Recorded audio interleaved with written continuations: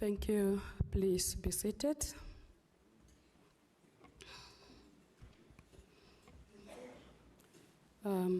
Before I greet you again, I would like to call upon the learner by the name Proud Andreas from the pre-primary school, Sam Nuyoma Pre-Primary School in Windhoek, to lead us into the Word of God as we start with our program for today.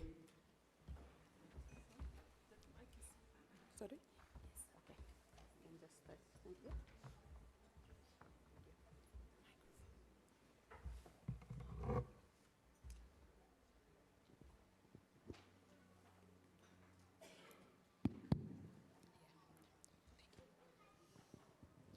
Good day, everyone. I'm going to do opening prayer, so let us pray. Dear God, thank you for this special day. Thank you for our leader and all the people that are here today. Amen.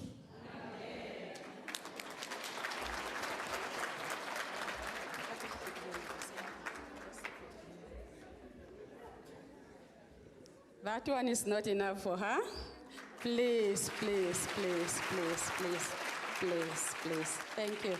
Thank you very much. Thank you very much. Proud. We are proud of you today.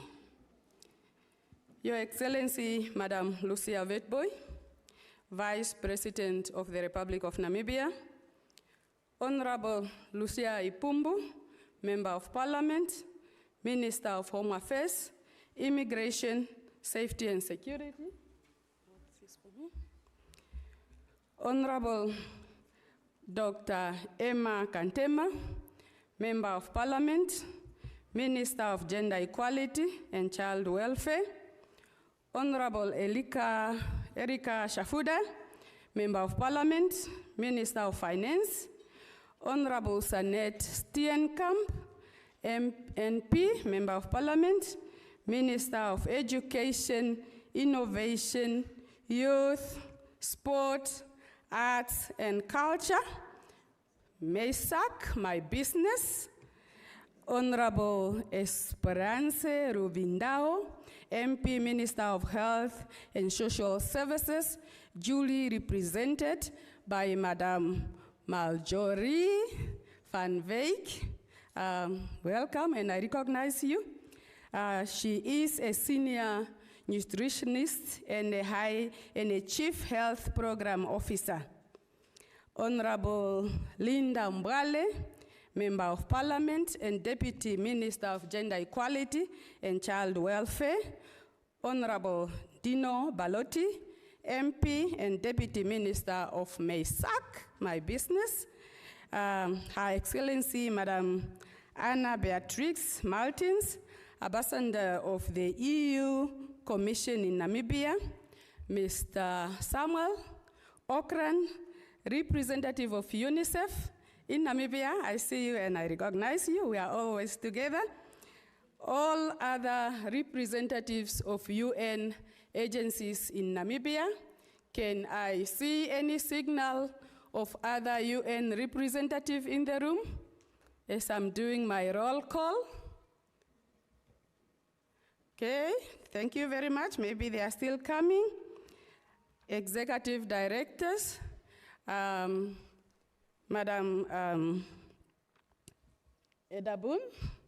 She is the Deputy Executive Director in the Ministry of Education, and we are co-directing this program. Chief Regional Officers and your team, we have invited yourself, we have invited your Director of Development Planning, we have invited the Deputy Director responsible for gender equality in the regions. Where are you? Just a signal. Yes, thank you, thank you, thank you very much. Representatives of local authorities and the community at large. I want to see representative of local authority, any community members, civil society organization, church leaders, thank you. Children's, the owner of the day, our main participants, our invited special guests. They are the principal owner of the day. They are educators, the teachers, and the representatives of the teachers in terms of trade unions, if they are in the room. Nantu? TUN? TUN? Nantu? Thank you, thank you. Thank you very much. Civil society organization, I have spoken about that. Distinguished guests and our partners, representatives of the media, ladies and gentlemen, I recognize you in your respective portfolio. A very good morning to you once again. Good morning. Thank you very much. My names are Lydia Hachon Darindichi Indombo. I'm the Executive Director in the Ministry of Gender Equality and Child Welfare. I am co-directing, as I said earlier, this program with my sister, Eda Boone, Deputy Executive Director for Formal Education in the Ministry of Education, MESAC. With our program, we have already started with the opening prayer. Now I would want to call upon Honorable Dino Balotti, Deputy Minister of Education, MESAC, to come to the podium and give us the welcoming remarks. Honorable Balotti.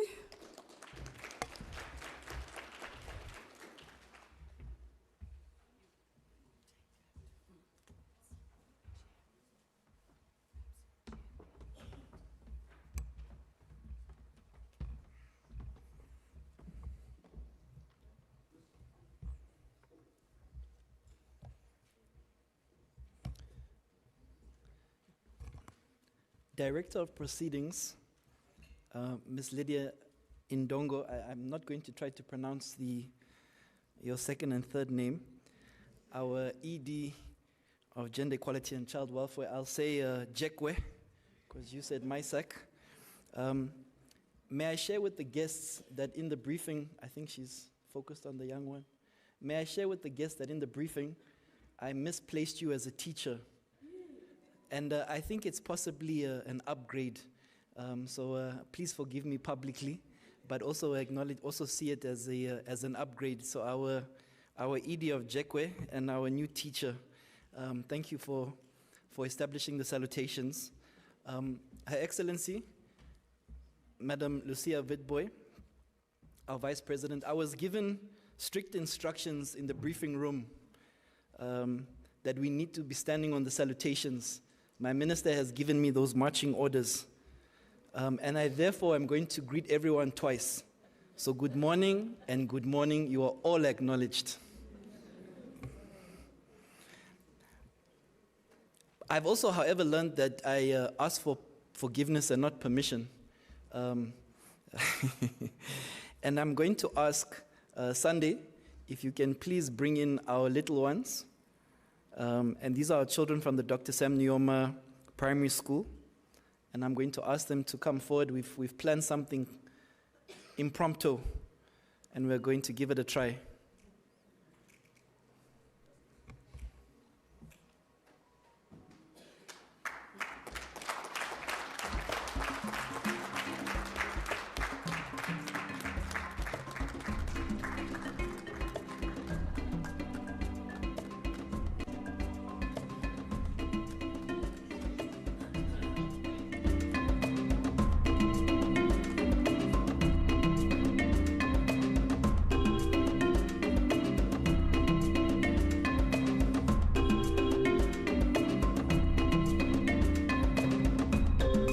Okay, so our little ones, first I want you to all say good morning to Her Excellency, our Vice President. Let's all say good morning, little ones.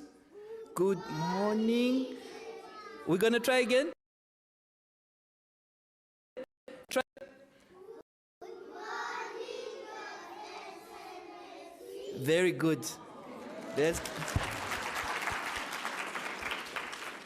I'm told that you guys can sing a song for us. What song is that you're going to sing? Can we?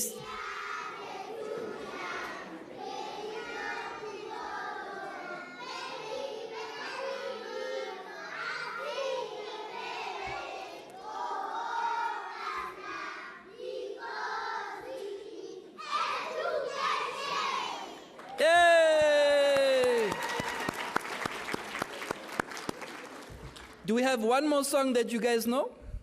What song is that? What song can we sing?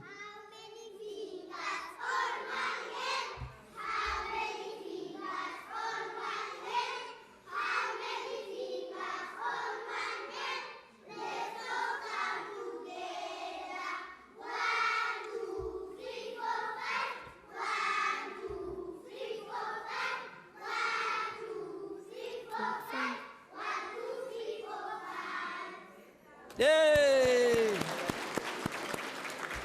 Thank you so much, little ones. I think we can go back outside now, but let us give them another big round of applause. Thank you. Snake. The snake must go that way. Hold on your shoulders. Let's go.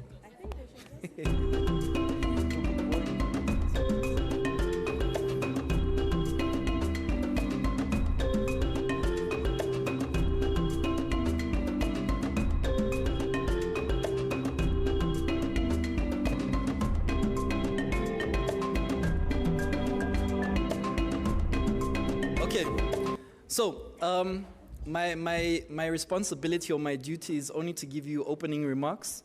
About a week ago, Her Excellency and I were in Rietfontein, and I wore can I call it a coat, an overall, let's call it an overall. And then on Monday, this past Monday, I was fortunate to be in her presence again, and I wore an army uniform. And when I came home that evening, my son said, "Dad, are we going to war?" And I said, "Are you ready?" He said, "We're ready." But today I'm dressed like a teacher, Your Excellency. I'd want to ask everyone to turn to the colleague next to you, both on your left and right, and say, "Thank you for caring about young people."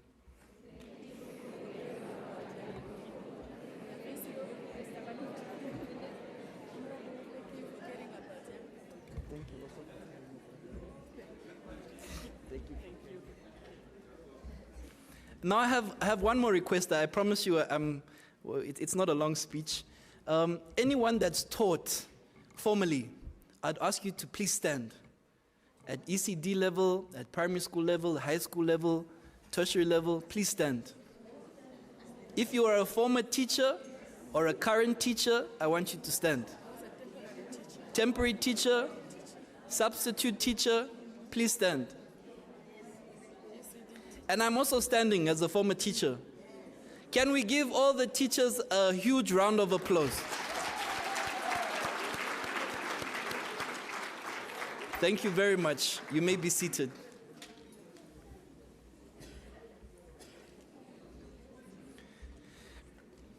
It is an absolute privilege for me to bid a special and warm welcome to you on this chilly but yet momentous occasion.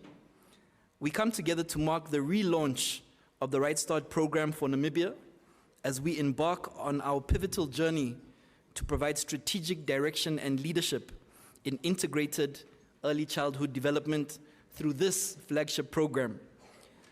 Let our collective endeavor and engagement translate our country's commitments to our young children's development into concrete actions. Your Excellency and colleagues, the mission is clear. Make a child's first steps the right steps. Under the visionary leadership of the Ministry of Jekwe, as well as the Ministry of MySec, I need to share the joke. So my minister says, if you're English, you say MySec. If you're Afrikaans, you say Maysak. And I will now say, if you're Oshi Herero, you say, Omaisaka. Equally, our Ministry of Health and Social Services, and in partnership with the European Union delegation to Namibia, as well as UNICEF Namibia, including our civil society organizations working in the communities with parents as well as our caregivers. Ladies and gentlemen, we will only be able to move forward and record significant progress in Namibia if we support and work in unison in areas where we have most strength and where technical assistance is needed to forge strong bonds of cooperation, to build the partnerships support and as well as support the structures to bring about meaningful impact in the years to come.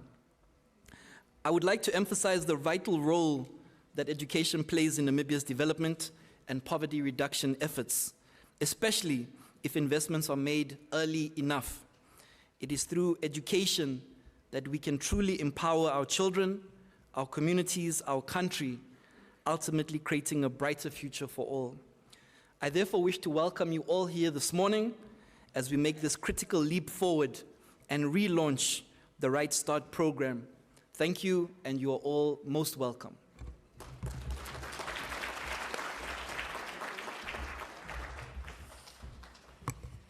Let's give our Honourable Deputy Minister, Honourable Balotti, another round of applause for these very appropriate words of welcome, and also for including the children in this welcoming address. Thank you so much, and another hand of applause to the children and the caregivers, the educators who are there. And we also recognize all teachers and directors in the various ministries that have joined. Now that we are welcomed, let's make sure that these, very useful but also at times a nuisance devices are on silent and do not interrupt the proceedings. I also would like to highlight to you that the comfort rooms, or the rooms, the lavatories, and they are outside here. So you either leave here and go around, or here the shortcut. And it is a breakfast meeting. I stand to be guided how you collect your breakfast and so on. But without further ado, let's invite the Director for Community Development and his early childhood development included. That is Ms. Rosina Museke from Chekwe, from the Ministry of Gender Equality and Child Welfare. Thank you so much, Rosina. Oh, that's it. Yeah.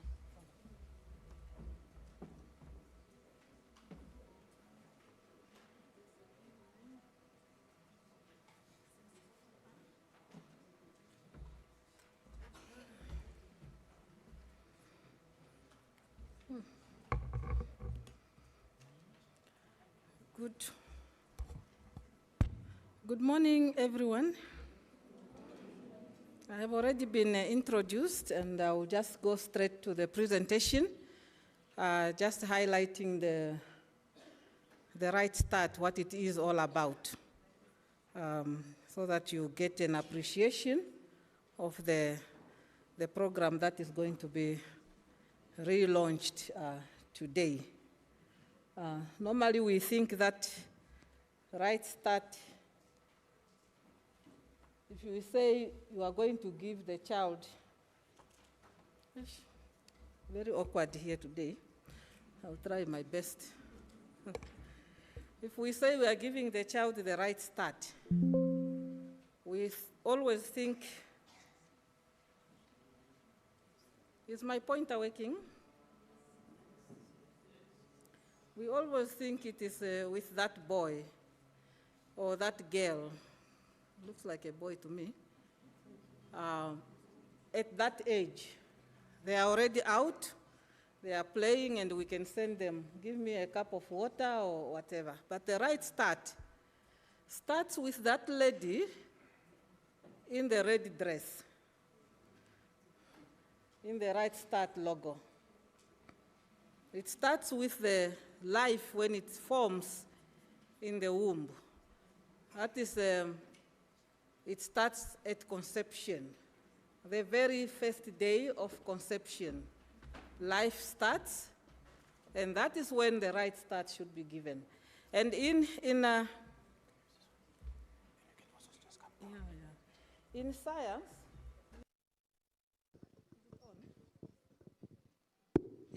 neuroscience says even before that, there need to be some form of preparation. Before you get pregnant, you stay away or you avoid other things that might affect the child. So the mother and the father are critical That is the immediate cycle that the child encounters when they come out. I just wanted to indicate that normally we feel that the right start, to give a child the right start, we start when they are born. Actually, we start before that. Why early years? Why the focus on early years? The period from conception to 8 years is very critical. At that time, I need to be assisted. Do you see the brain? That is a human brain. You are born with a complete brain, but it's a muscle. You need to exercise it so that it can grow. Then it will expand. But during this period, the brain is really growing or developing at a very faster pace. And those days are very critical. During that time, the child, you are open to receive a lot of information during that time. Do you see the purple or reddish part? That is the part, the 10% of the brain that will develop after the child have attained from 6 years onwards. There's not much. So if we don't focus on the early days of life, then we miss out. We miss the development of that child. So we should focus at the early age. When we speak about early childhood development, there's often a focus on all of us we think is this part. We think it is about early learning. Of course, you learn throughout life. I think the day you stop, I think, is the day you go to the other side of life. So our Right Start program have 5 domains. And these domains are based on the Nature and Care framework. So for the child to be holistically developed, we have to consider the issue of health, the issue of nutrition. When there is less food or the food is not nutritious, I'm a former teacher who didn't use these things. So if we do not focus on nutrition, the child will be stunted. And the stunting have got a profound effect on the brain. The brain muscle is like it withers, it dries. And it's hard now to expand it, even if you are going to introduce food later on in life. And a stunted child will have difficulties to learn. And will have less prospects later on in life for better jobs, better life. So this framework, which we are launching today, it focuses on these areas: health, nutrition, responsive parenting here. Not all of us are responsive parents. We need to be assisted. We can get a baby there. We can go through that process, engage in that process, but it does not automatically make us into a responsive parent. So there's a need for programs to empower parents to be responsive to their children. So we do a lot of damage at that stage. We have child protection issues of making sure children are not abandoned, are not abused. If at home there's a lot of abuse, this child here might end up growing up into an adult who is also abusive. So also, these frameworks, it shows us that in order to develop the child holistically, we need to make sure that they are key role players. The Ministry of Health or Education here does not have the means and the resources to make sure that the child have adequate health services. This is the Ministry of Health here and other partners that play a role there. We have many ministries here or OMAS or other NGOs and so on that, and even at household to make sure there is nutrition. Ministry of Agriculture, they may think they are not part and parcel of early childhood development, but they play a critical role to make sure that there is adequate food at household level. People are engaged in food production. And that food production is nutritious, and it goes back to feed the child who will grow up to be a responsive citizen. Then you have here responsive care. This one is almost everyone else, but more so the parent. And under the assistance of the Ministry of Health, the Ministry of Health have got a greater stake in this nurturing care framework. You find them here, you find them there. So it is our integrated delivery of services to the child. The Ministry of Gender, you'll find them here. Of course, you'll find justice and so on. Although we do not reflect all other, these are the key stakeholders, but the NGOs are also part and parcel, because even though we have social workers, they are not in every house. So it is upon us to ensure that the child grows in a place which is safe. Even at school, the schools, they make sure that the schools are safe. This is one of the objectives also under MESAC. I need to hurry. Now, this Heckman Cave, it shows us that if we want to return, to have the highest return on our investment in terms of human capital, we need to invest earlier. Sorry. Yeah, the investment ought to come earlier. Here, we need to invest there to yield the better returns at the end. If we are late, like in our case, we don't invest here. I'm not saying we don't, because I'm part of that investment, but our investment is still little in the areas of, in the early ages of a child. If you ask a parent, would you slaughter a cow to take your child to kinder? They will say, no, I will slaughter that cow when it is time for them to go to varsity, which is already too late. Therefore, invest here more.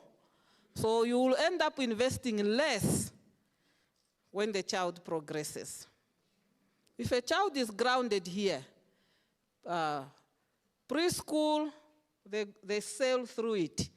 And they sail through primary, secondary, and they excel also at tertiary at a very minimum cost to the parent and to the state. Yeah? So investment always also we think it's money.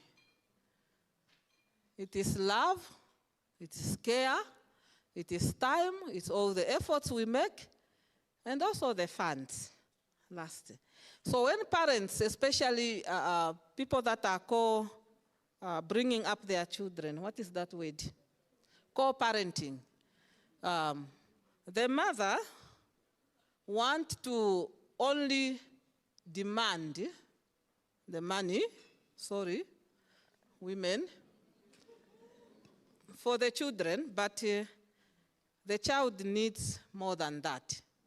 The child needs the love of the father, the love of the care, or the love of the other parent who is not directly residing with the child.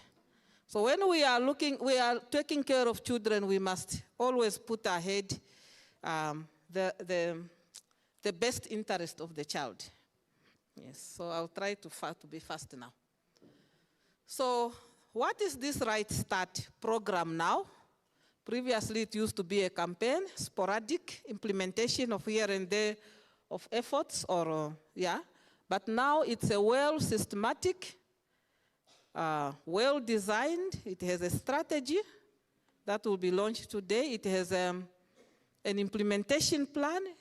It has a brand book which contains the brand messages that we will collectively take and implement so that our voice around the care of the child will be uniform.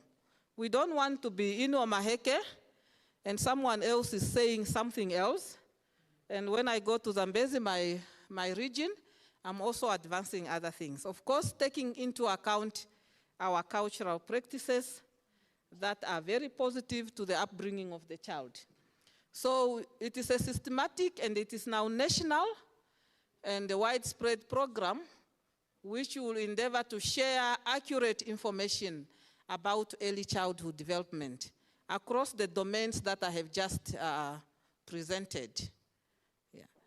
Leading a population knowledgeable about ECD. It is all our efforts. I think the term that education normally use, I'm not going to repeat it here, but I think it will come out in the statements. Education is all our, now even the name of the Minister of Education is wonderful. Education is all our business. It's my sack, it's your sack, it's Alice, it's Alma's sack.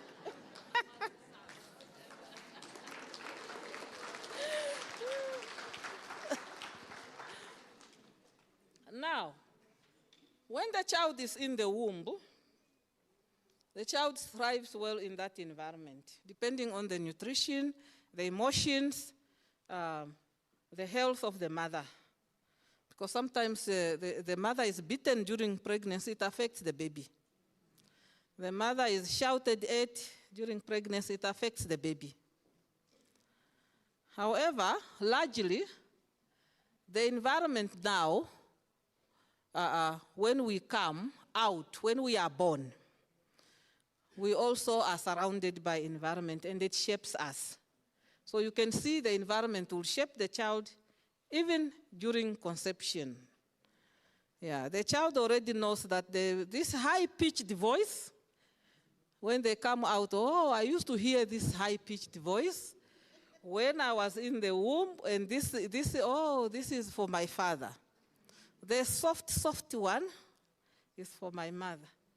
The one who is shouting and screaming is this one. So they already can associate those voices. They can hear children or babies or preborn children, they do hear while they hear everything that is in the environment. So it also affects them from there. But largely when we are born, that's why we call our campaign that it's based on the 5 pillars of the nurturing. There is nature, there is nurturing. I don't know whether I'm pronouncing these words properly so that you can have you can see the difference. Nature with NA and nature with NU, they mean different things. So the process of making a baby, the sperm and entering the egg cells, and there's the division and so on, and they make a person, that is nature. But when a child is born, then the upbringing part is nurturing. So the environment, when a child is born at home, oh my Lord. Hey, the child is born at home, is immediately surrounded by the mother, father, and the immediate family, the siblings, and so on. Violence, if there is violence at home, it already shapes that child's future. If there is no food at home here, it already shapes the future of that child. If there is poverty, already shapes the future of that child. Then there is the other environment where the child ventures out of the home and they meet other children at school and so on. So that environment also, if I live in an environment where there's high levels of alcohol abuse here, I'm surrounded by that. That will shape my future, yeah? So then we have policies out here the government policies, the emphasis they place on the right of the child, like our government from the Constitution. We have the right of the child being enshrined, and also we have other instruments that the government have ratified, such as the Convention on the Rights of the Child. All those policies, they shape the child as they grow into an adult. So if we have policies that are not sensitive to children's rights, they also affect how they become later on in life. So thanks to our government, that's why we are gathered here today, because our government cares.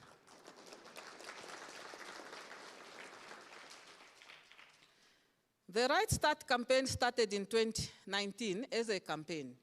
It has now evolved into a program. So we had a strong what worked well, we had a strong multi-sectoral coordination. We used to plan jointly, mainly with the key stakeholders involved, which is the Minister of Gender, Equality and Child Welfare, the Minister of Education, the Minister of Health, and then our development partners. We had what we call National Integrated Early Childhood Development Committee, the NICD, even Minister of Finance, they are a member. But because we were planning outside the frameworks, such as the national frameworks, it was very difficult to harness resources. So there was effective use of media with NGO participation for outreach. We had high quality multi-platform materials that we developed.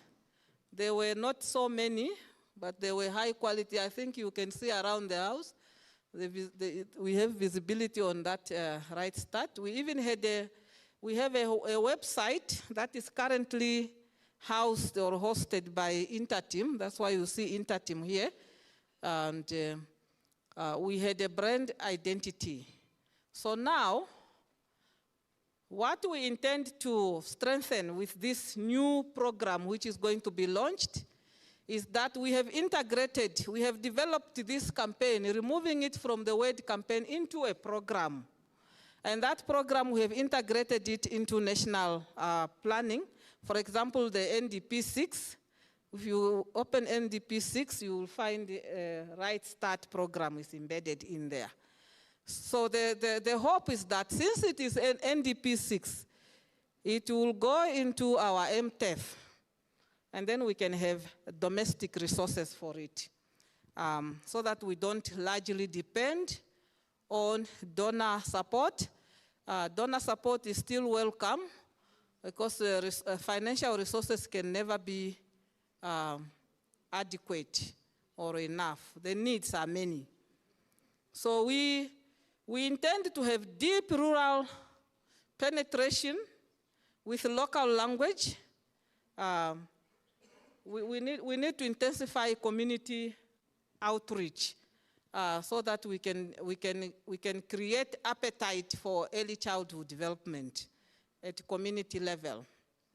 And also, we intend this time to translate the materials. They were largely in English.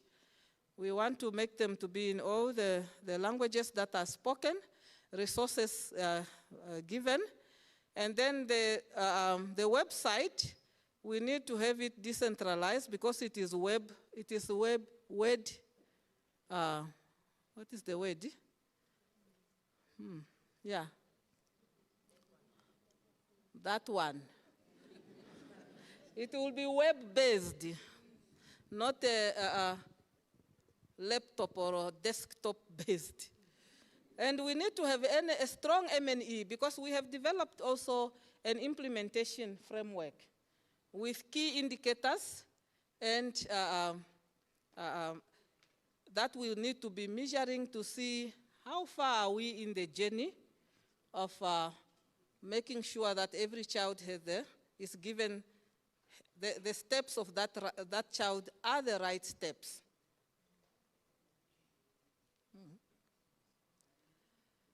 These are the goals of the Right Start program. I'll start with the number 3. It aims to contribute to a Namibia where every child is able to reach their full potential by having the right start in life, supported by informed parents, family, and community. It will serve as a primary vehicle for multi-sectoral communication and advocacy, with all ECD messaging consistently amplified through Right Start. So when we are talking about children's issues, be it a civil society organization or a government organization or a development partner, we would like to use the Right Start as our umbrella. For example, if we are making a campaign on immunization, it will be packaged under Right Start, because that is giving so that we are talking as a collective. And it will be a better, trusted voice and central communication. Central communication for all platforms, for all matters related to ECD. I must round up. So I already indicated this. So it is also aiming at behavior change, because sometimes we drum too much information. We have done the Right Start campaign before, but the enrollment in ECD centers, we know that our ECD centers are not up to scratch yet, the majority of them. But the enrollment is very low. There are so many children, when you look at the population and you look at the numbers that are accessing the ECD centers countrywide. Currently, we have only, according to our ECD MIS, we have only 12% as of 2024 statistics. Only 12% of children, 0 to 4 years, attend ECD centers, but the majority are at home. So these are the areas I have already highlighted. Health, around health, I have already indicated the messages is mothers must attend antenatal clinics, even postnatal clinics, you must attend. So those are the messages, just to give an example. Under nutrition, we want to emphasize breastfeeding up to 6 months, exclusive breastfeeding.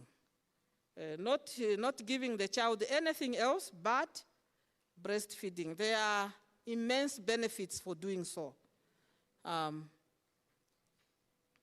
Safety and security is protection against violence. And then disability and inclusion. We have very few children accessing even formal schooling as well as ECD centers. But we have almost a population of over 75,000 of persons with disabilities in the country, according to the census. So, but we have very few. So we need to bring them into those spaces. Early learning, it's crucial. And responsive caregiving, the role of the parents. And this is our partnerships that we have highlighted. Government as the lead of the Right Start program. And then we have high-level decision makers. We have them here. We have Her Excellency's proof that the agenda for children is placed high on the agenda of the country. We have our development partners. I think we need, they were already recognized. The private sector, we want to bring the private sector on board, but we have other private sector that are already involved, and we need to maintain them, encourage them to stay on. And we have civil society, we can't do without civil society organizations. Then we have traditional and the community leadership. And that's why we brought the regional council representatives, because from here, they have to take this to the regions for implementation. So this is how it operates. I'm not going to repeat what I said. Yeah. Previously, we did not have this part. This one. The linkages to service delivery. It is not, so now we will strengthen a lot around this area. And also that area, the high-level advocacy, we cannot get a government investing resources in early childhood development if we don't have the high level, if we don't advocate and include the leadership at high level. So I hope from now we will all endeavor to make every Namibian child's first steps the right steps. Thank you.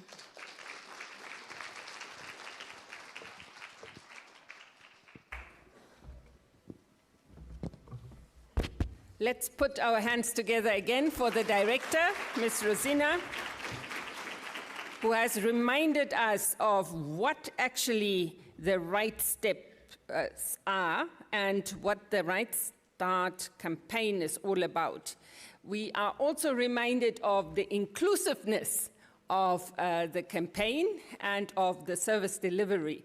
And we acknowledge that according to the census, we have 75,000 persons living with disabilities, and that the aim to be inclusive is to include all of these. So without, delaying you further, I would like to invite now the civic society organization's representative, Ms. Nicolette Bessinger from Childline, Lifeline, Childline, and let's welcome her with a round of applause.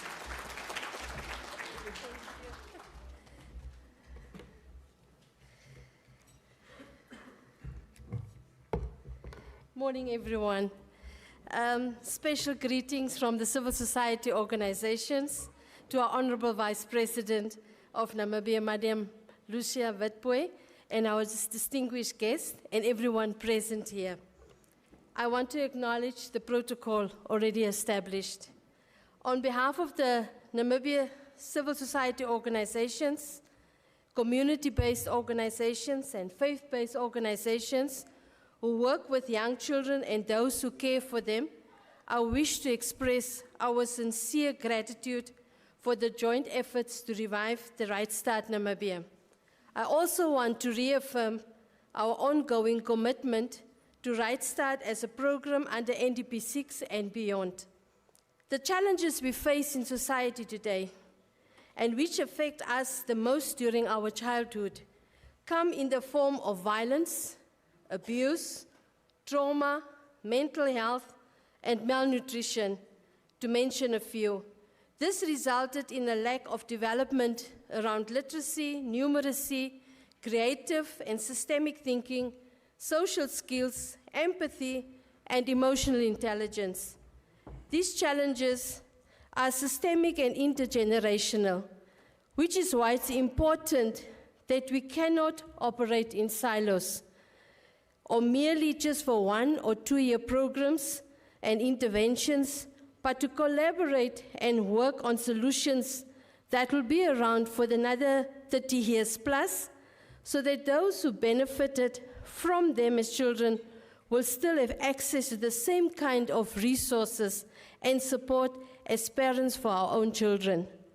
In our view, the Right Start has the potential to be such a long-term solution and to serve as an ideal overarching framework for providing the type of support that young children and those who care for them in terms of early childhood education, parenting, child protection, good nutrition for the right start into their lives. In this regard, Right Start will offer a much-needed platform for sharing resources and collaborate on these different issues. It will help us to identify synergies, to build on each other's achievements, and to complement each other in the work that we are doing. In addition to the individual civil society organizations involved in Right Start now and in future, there are also sectoral civil society networks, such as the Namibia Children's Rights Network that we are in the process to revive, and the Nutritional and Food Security Alliance of Namibia. These sectoral networks aim to enhance coordination, help to share information, and identify areas of collaboration amongst each other. In addition, these networks also serve to establish new and strengthen existing working relationships with other stakeholders. That is now the government, the ministries, the international development partners, academic institutions, and the Namibian private sector. In conclusion, I would like to acknowledge and thank all fellow civil society organizations who actively participated in the revival of the Right Start Namibia and who expressed their commitment and dedication to remain drivers and reliable partners on this journey. And I'm sure a number of them are in this room, and I'll mention a few, and apologies if I miss out anyone. The Church Alliance for Orphans, there's the Development Workshop Namibia, there's InterTeam, there's Kayak, there's Lifeline Childline Namibia, there's the Nutrition and Food Security Alliance of Namibia, there's Palms for Life Namibia, there's Side by Side Namibia Early Intervention Care Center, Women's Action for Development. In addition to those I mentioned, I highly appreciate the work and ongoing contributions from DAP Namibia and CSO, SOS Children's Village, and we welcome and appreciate many more NGOs, CBOs, and FBOs who tirelessly work on the ground as part of a strong civil society in the support of Right Start Namibia. We look forward to working together with the whole range of stakeholders and supporters on Right Start Namibia to make sure that every Namibian child's start is the right start. And I want to thank you for the opportunity to be part of this great partnership to positively contribute to the lives of our children in Namibia. I thank you.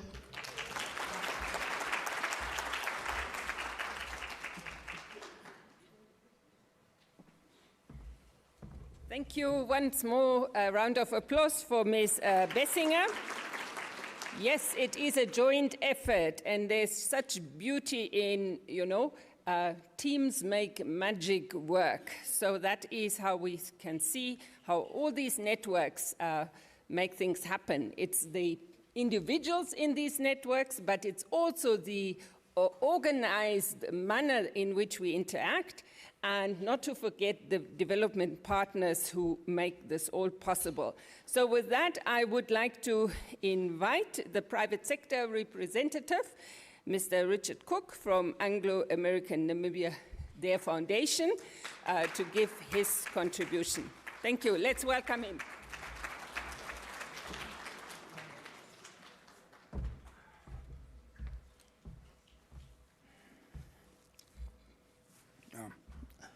Good morning, everyone.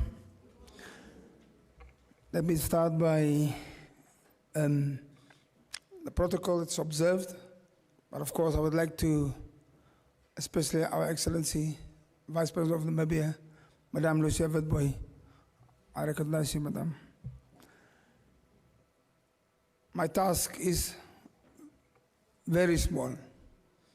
I need to talk about the private sector and the work that they are doing already in this, in the ECD sector. Now I'm just quickly going to run back to where I came from. I'm working for the Anglo-American Foundation.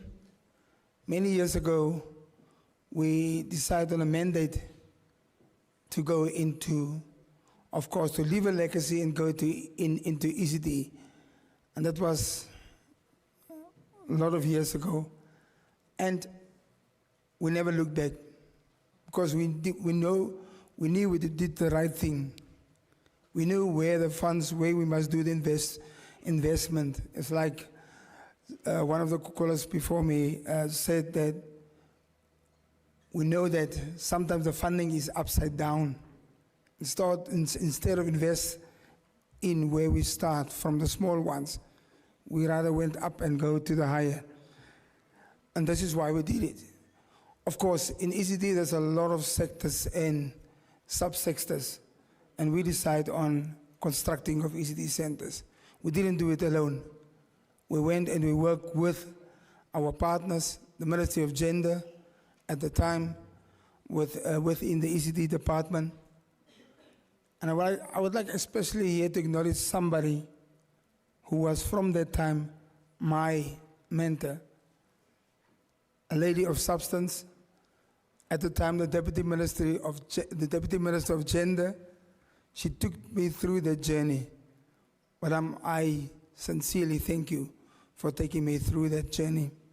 Thank you, ma'am. Please give a hand of applause to the Excellency, the Vice President of Namibia, Madame Lucia Witbooi. So we come around a long, long time ago. My call today, firstly, I would like to acknowledge that we know that the corporate sector is already doing vast amount of work in the ECD sector. I'm part of the National ECD Committee, and when we have discussions, I always say, guys, there's still a lot of corporates out there that want to support this industry. But when we do, we need to go out and go as a collective and go prepared. And that's why today I'm standing in front of you to call on corporate Namibia to come and support, especially when we start the program of Right Start. I'm saying to us, this is the program that we need to support. So please, let's collaborate. Let's get together and start doing and assist the program that are relaunched today. Of course, you will hear the technical part of it, as you already did from Director Rosina. But what we are saying is, if we don't do it that way, we need to get around the table and start talking about it. So there's a few things we want to do. One is, we'd like to call a working committee together in the corporate sector, and let's sit around the table and see how we can assist and be a partner. Secondly, we will be organizing a breakfast for the private sector in terms of to see exactly, so we can see who is out there that can come to, and I tell you today, we will start small, but we'll grow in size. I've already today invited one of our colleagues from Debrin Namibia Foundation. Thank you so much, Ms. Andrina January. Thank you for that, for coming around. So what I'm saying to, thank you. So what I'm saying to you today is, yes, corporate Namibia is out there. We will support ECD. We will be there for you. We just need to do it in the collective manner, in the collaboration. I thank you all.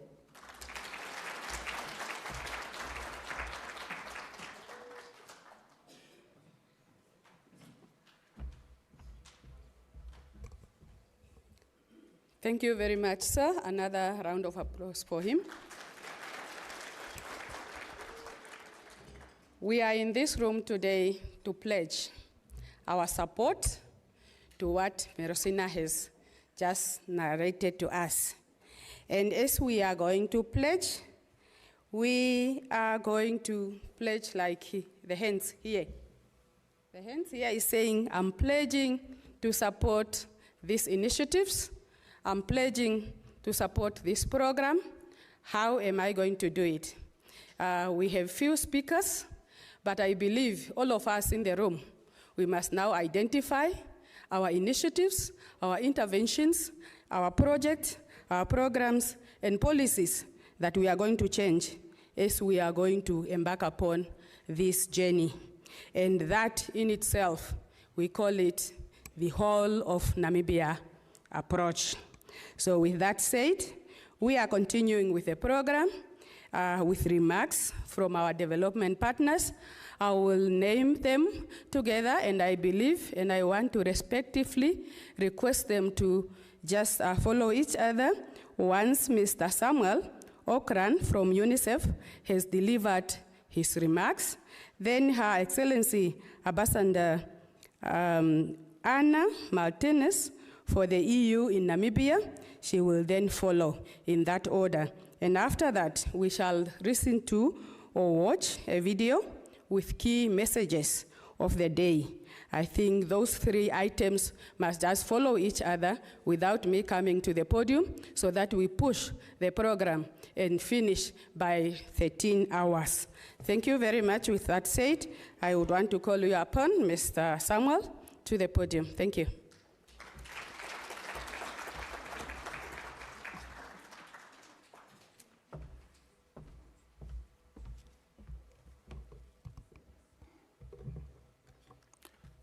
Directors of ceremonies, thank you very much for ably establishing the protocol for the day. Your Excellency, the Vice President of the Republic of Namibia, Madam Lucia Witbooi, please permit me to stand on the protocol already established. Today, I'm really, really happy to join you for the relaunch of the Integrated Early Childhood Development Right Start Program, a milestone to our collective effort and vision that every child in Namibia, regardless of where they are born, get the right start in life. And I'm happy because we have in this room all the different sector ministries present, and we have all the ministers here. And that shows the commitment of the different ministries towards this program. But most importantly, we have our Vice President of the Republic of Namibia, who is so dedicated to the life of children, also to join us. Madam Vice President, thank you very much. Directors of ceremony, allow me to begin by expressing UNICEF's sincere appreciation for the invaluable collaboration with key line ministries and our development partners, especially the European Union and also the government of Japan, whose steadfast commitment and investment are transforming lives of young children in Namibia. At UNICEF, we believe that the early years of a child from birth to age 5 are the most critical period in the child's life. It is during this time that the foundations for long life health, learning, behavior, and the future of the child are laid. That is why early childhood development is at the very heart or center of our work. And today's relaunch marks an important opportunity for us to reaffirm our shared responsibility to invest in Namibia's future, that is its children. Together with the government and partners, we have made encouraging progress over the past year.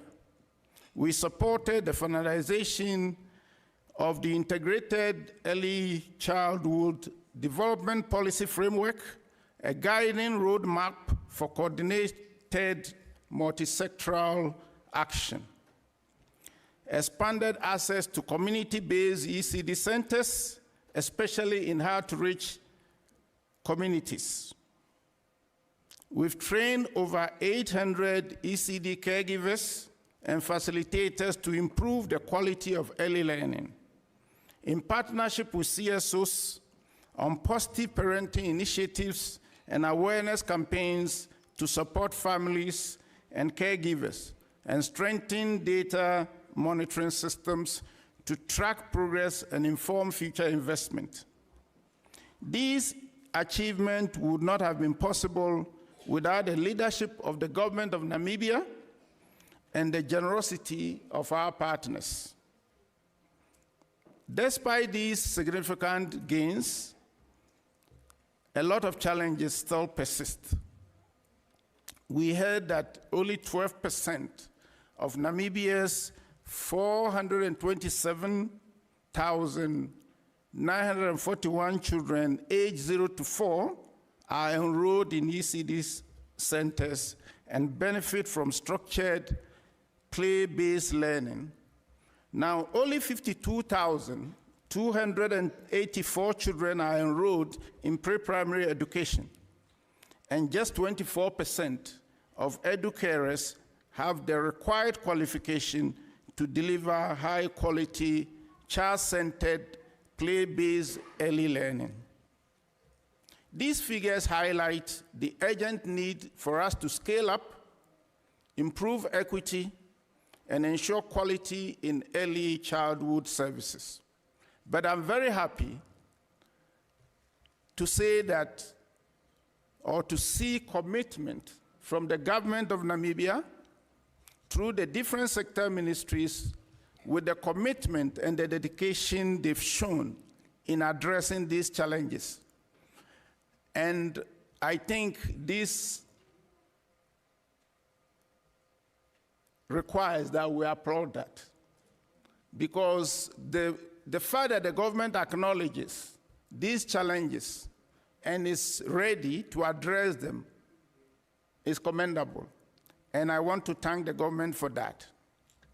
Now, ECD is not just about school readiness, it is also a human right. And realizing it requires coordinated, multi-sectoral, integrated effort with communities and families at the center. Let us continue to strengthen the policy environment. Let us continue to invest in critical programs at community levels, including psychosocial and parenting support. Let us continue to work together with civil societies, traditional leaders, community workers, and parents and caregivers to create the enabling environment required for children. And here I want to reiterate what our dear lady who gave the presentation said. Let us remember, when the lady is pregnant and we men start shouting and abusing them, it affects the child. So here, please, we the men in this room and those in the country listening to me, please let us heed to that plea.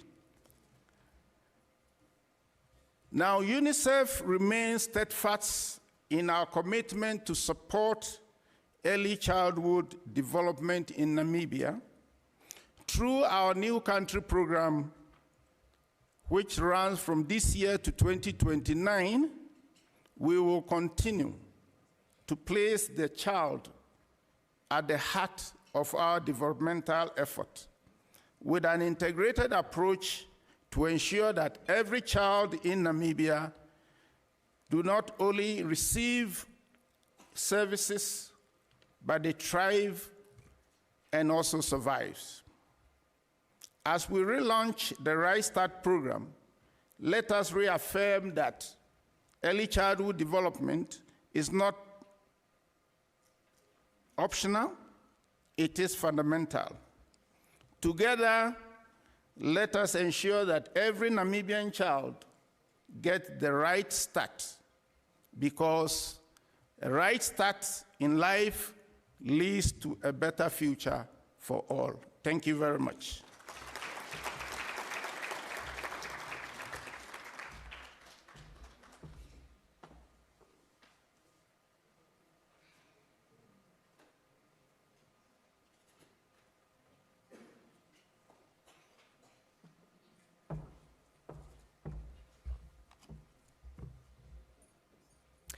Your Excellency, Lucia Witbooi, Vice President of the Republic of Namibia, with your authorization, I stand on the protocol established and wish everybody a very warm welcome and a very good morning. And this chilly morning that was warmed up by the songs of the young children that we heard. It is a great honor for me this morning to stand here today for the relaunch of the Right Start program. This program is not just about early childhood development, it is about changing lives, and the presence of Your Excellency, the Vice President, and the honorable ministers of education, child welfare, youth innovation, home affairs, immigration, safety. Your presence here demonstrates the importance and the commitment you attach to a holistic approach to early childhood education, and this is a very powerful signal of your commitment as well as of the commitment of partners here from civil society and private sector present. It is what we can do collectively and individually to ensure that every child in Namibia from conception to age 8 is seen, nurtured, and supported in a way that allows them to reach their full potential. That is what this program is about. The support to Right Start is part of the EU's broader commitment to early childhood development in Namibia, which includes a financing agreement with the government of the Republic of Namibia to improve early childhood development access and quality.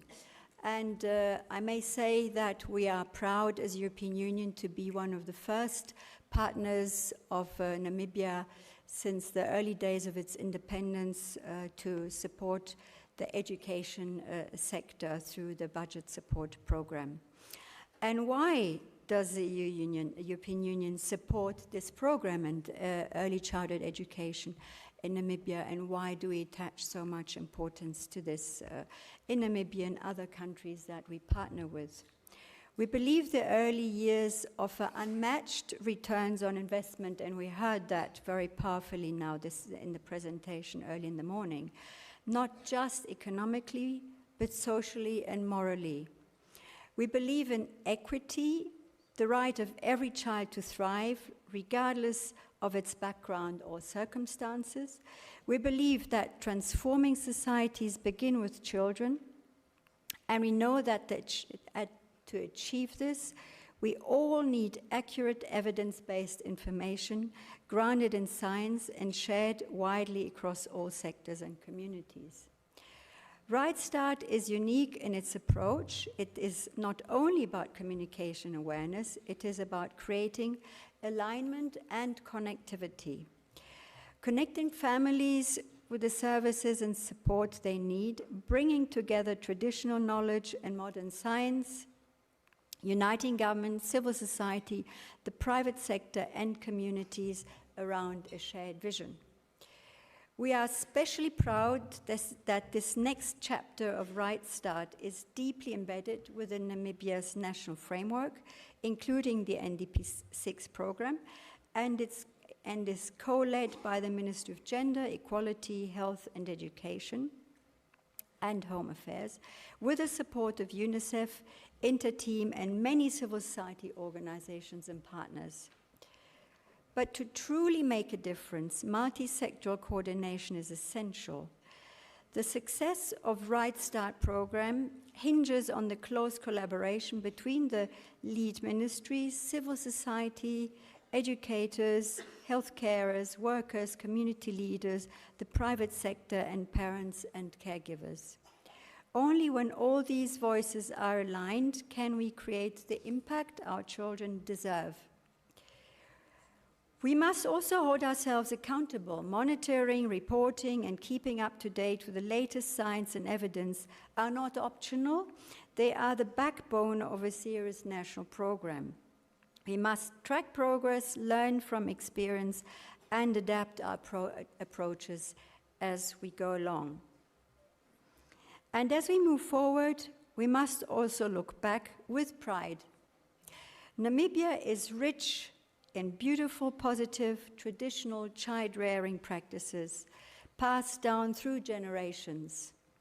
These practices need to be recognized, shared, revived, and amplified through Right Start. They offer powerful ways of promoting ECD in ways that are culturally grounded, community-driven, and deeply meaningful. This is not just a relaunch, it is a renewal of our collective promise. A collective promise to act early, to act together, and to act with purpose. To the Namibian government, we commend your leadership on education and on this important area of ECD. To our civil society partners, I express my value for the cooperation. And in a democratic society like Namibia, the state and a well-organized civil society are two sides of the same coin. To caregivers and to the children of Namibia, you are our present and our future. The European Union delegation to Namibia remains fully committed to this journey, and let us give every child in Namibia not just the right start, but the best one. Thank you very much.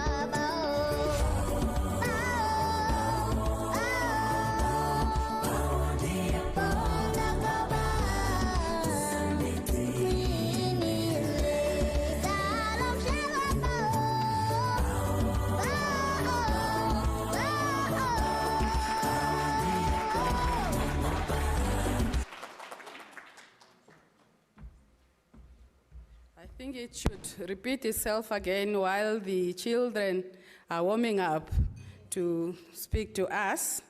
And as we are doing that, I would like to thank the previous speakers, our country representative from UNICEF. Thank you, sir, for the message. Thank you for pledging UNICEF support to the Republic of Namibia. I have indicated earlier that today we are leaving this room pledged that we are going to deliver and deliver and deliver. My pledge is this one. So everybody else must just say, yes, I'm going to do it. We are going to make the child's first step the right steps. First steps, the right steps. So thank you very much. That is the whole of Namibia approach. The video has said it all, but if it can be repeated while they are ready, I just waiting for them to give me signal when they are ready. And this is the performance from children the learners from Dr. Sam Nujoma Pre-Primary School, where our honorable, proud Andreas has come from, the one that did the first item on the program. Are you ready? If you are not ready, it's fine. Just, they are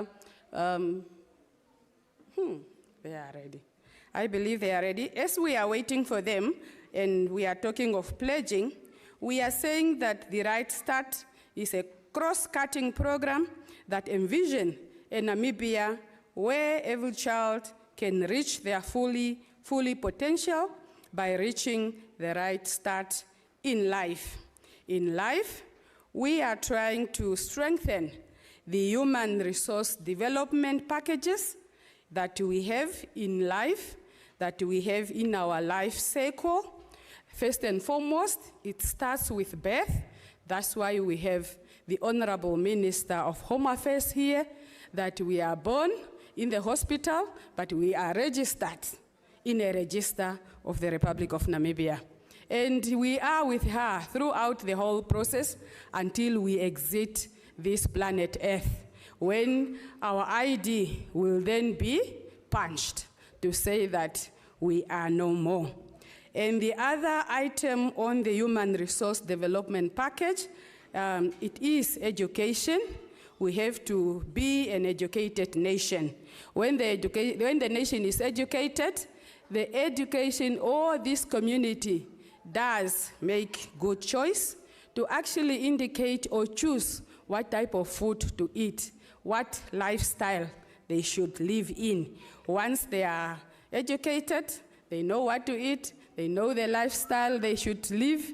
They also then think of good ideas to develop the third HRD package, infrastructure development, so that the environment in which we are operating is secured enough. Not only that, when we are educated, we are health, we have infrastructure development, we produce better productivity, then all in totality contribute to the economic development of the land.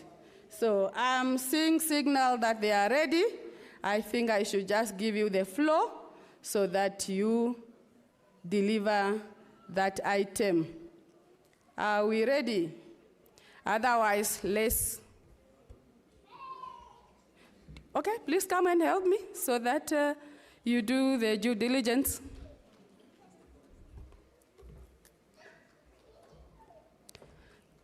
Round of applause to the previous speakers and to them.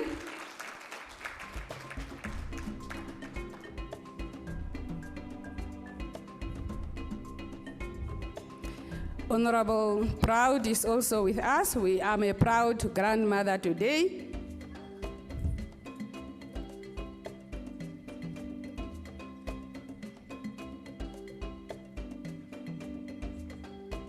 It is your day. We are looking upon you. And the future is not future. The future is today. They are also going to pledge. I see them putting on their T-shirts. They are pledging.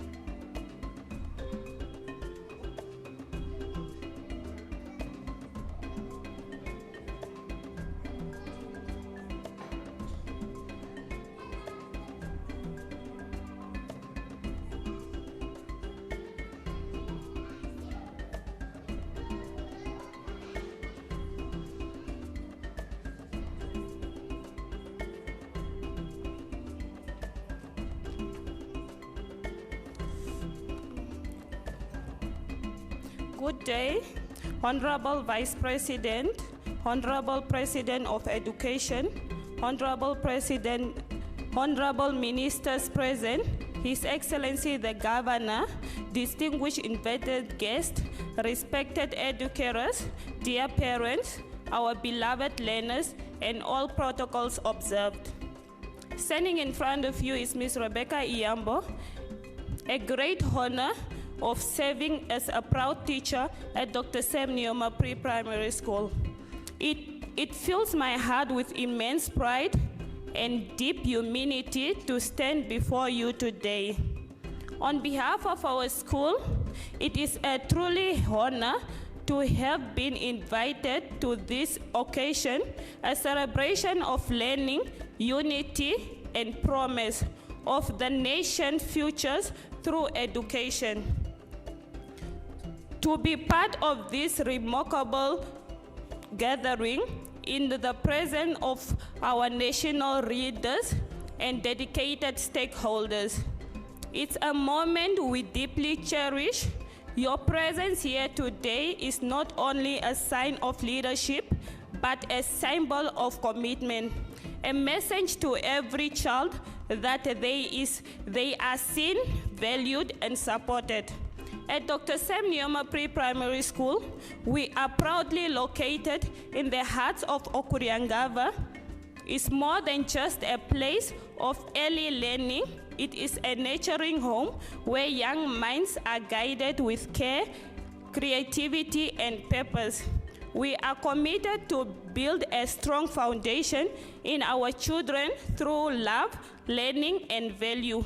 The last of life, every day we plant seeds of confidence, curiosity, and character in each learner because we believe even the smallest children can dream the biggest dream.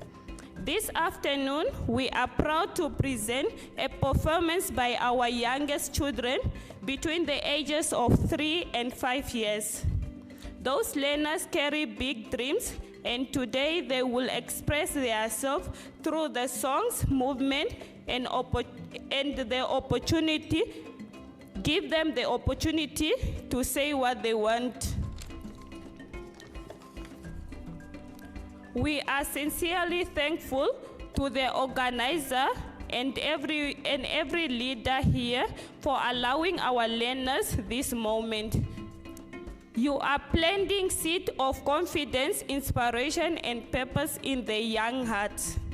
As they take the stage, may this performance reflect not only their talent, preparation, but also the hope and beauty that lies in every young child when they are given a chance to shine. Once again, we extend our deepest gratitude to the invitation and your continuous support in education.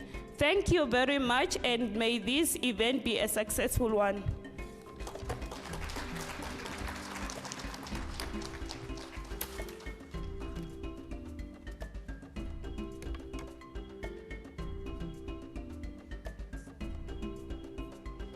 Good day, everyone. It is a great honor and a special privilege for me to be standing here today. My name is Proud Andreas. I'm a learner at Dr. Sam Nujoma Pre-Primary School in Okuriangava. Everywhere I go, it seems like it was just yesterday. When I first arrived, I never says on the first day. With a wonder in my eyes, our room has a lot of colors, shapes, posters, numbers, and alphabet. We learn about our classroom and how to be polite, religious and moral education, and how to read and write. When I finish my studies, I want to be a medical doctor to help less fortunate people that cannot afford better medical care. Thank you.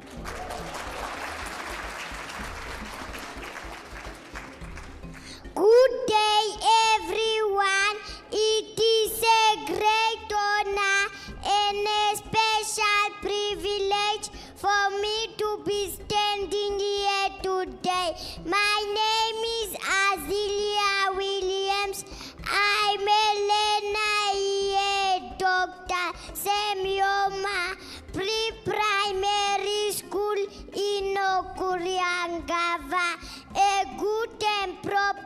education plays an important role in shaping our futures and our professional careers. It helps us to develop our personalities and gain to be recognized in the family and society. If I finish my studies, I want to be a president to help fight poverty in our country. I thank you. Good day, everyone. It is a great honor and a special privilege for me to be standing here today. My name is Lina Nambadi. I'm Elena here at Dr. Semyoma Primary School in Okulangava.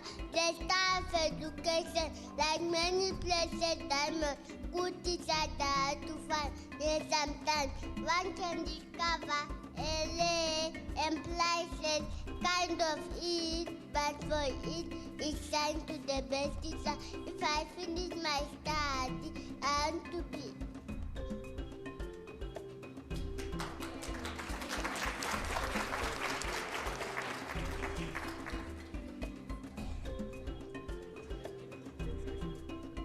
Good day, everyone.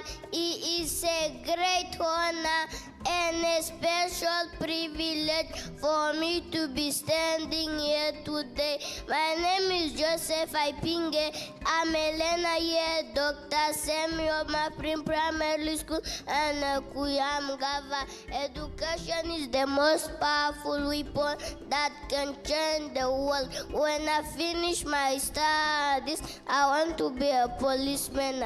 Thank you.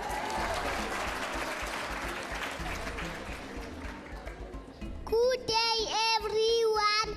It is a great honor and a special privilege for me to be standing here today. My name is Amoni Simon. I am Elena at Dr. Semyoma Pre-Primary School in Okuriangava. I am special because I am me. There is nobody anywhere child like me. I have my very own shape. I have my very own size. I like what I like, but this is something too. You are special, but I cannot be you. The very best person that I can be, it's me. When I finish my studies. Good day, everyone. It is a great honor and a special privilege for me to be standing here today. My name is Nori Jawanga.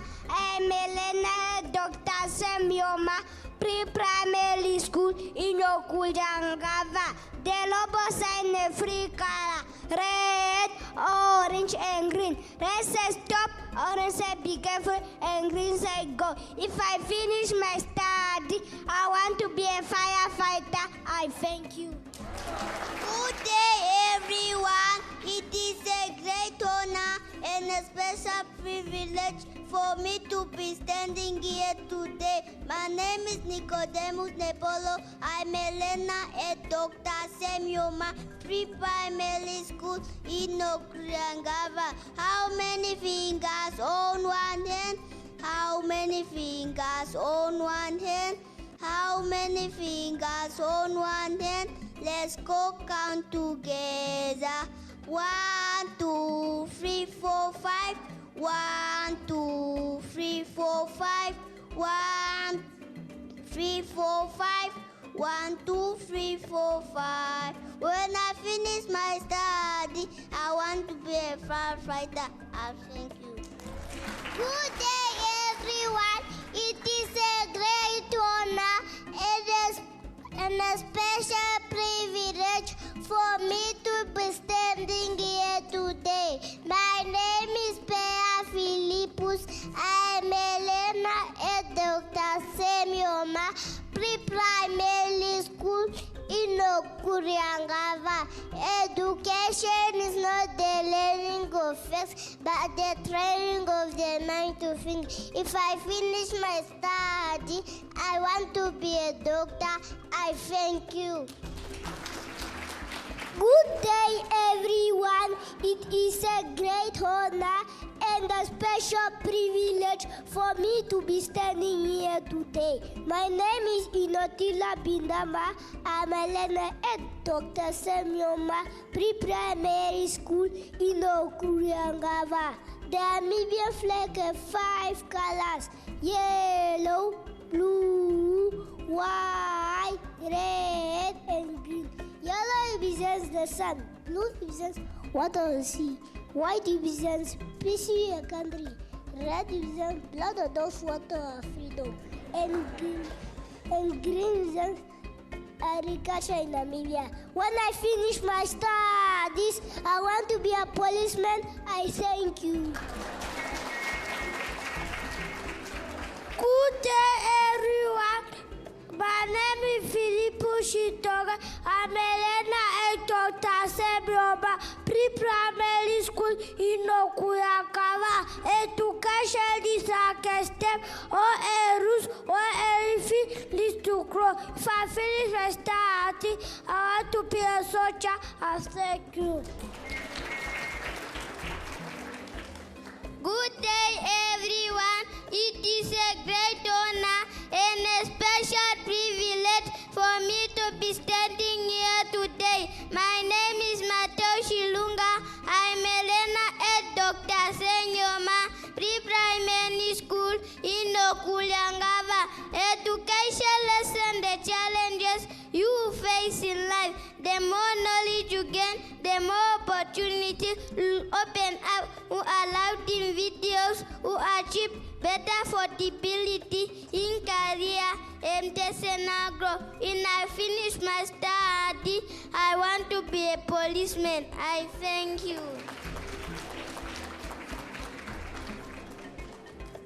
Good day, everyone. It is a great honor and a special privilege for me to stand here today. My name is Trevor Shimushi. I'm a learner here at Dr. Semyoma Pre-Primary School in Okulyangava. Education is a foundation for a better future of tomorrow. When I finish my study, I want to become a soldier. I thank you.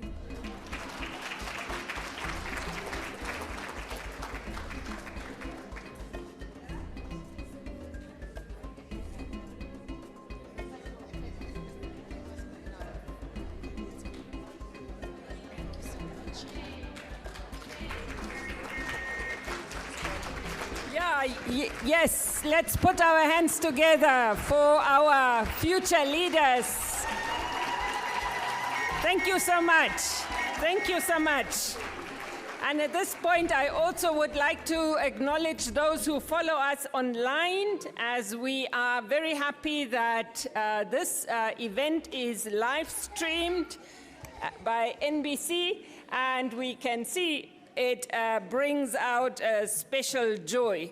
So with these performances and ambitions, and we have heard you plant the seeds of confidence, inspiration and hope, and foster the talent of these junior citizens.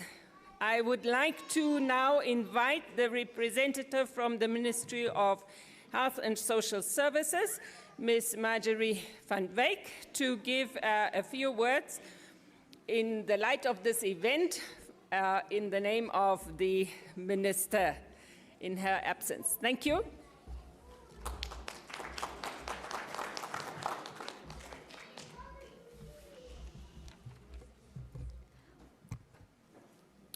Good morning, everyone. Director of Proceedings, Ms. Indombo and Ms. Bond, thank you very much for setting up the protocol for me so that I can greet Her Excellency, Ms. Lucia Witbooi, the Vice President of Namibia. Good morning, ma'am, and thank you very much that I can just jump in and start speaking on behalf of the Honorable Minister of Health. So all protocol observed. So I prepared like 5 lines, and then the Office of the Minister sent a speech now for me. So I'm very, very privileged. And I don't think we were allowed to speak now after the children, because their statements were absolutely amazing and showing us what the Right Start is all about. So that was really, really well done. Thank you to the teachers who prepared the children. And I prepared my own short note, and I don't know it out of my head. So, yes, so we must be really proud of our children. So, one time I was visiting the health facilities, and in the corner of that clinic, there was a register. There were a stack of registers. So I'm talking about books that you fill in manually. And I was asking the sister in charge about them. She said, Marjorie, those books are there so that families can come and confirm the birth registration of the children, if they want to have a national document or they want to apply for a birth certificate and so on. And those books are older than you, the majority of you, but not me. Just to show you how important birth registration is, because the letter to the minister asked specifically for Dr.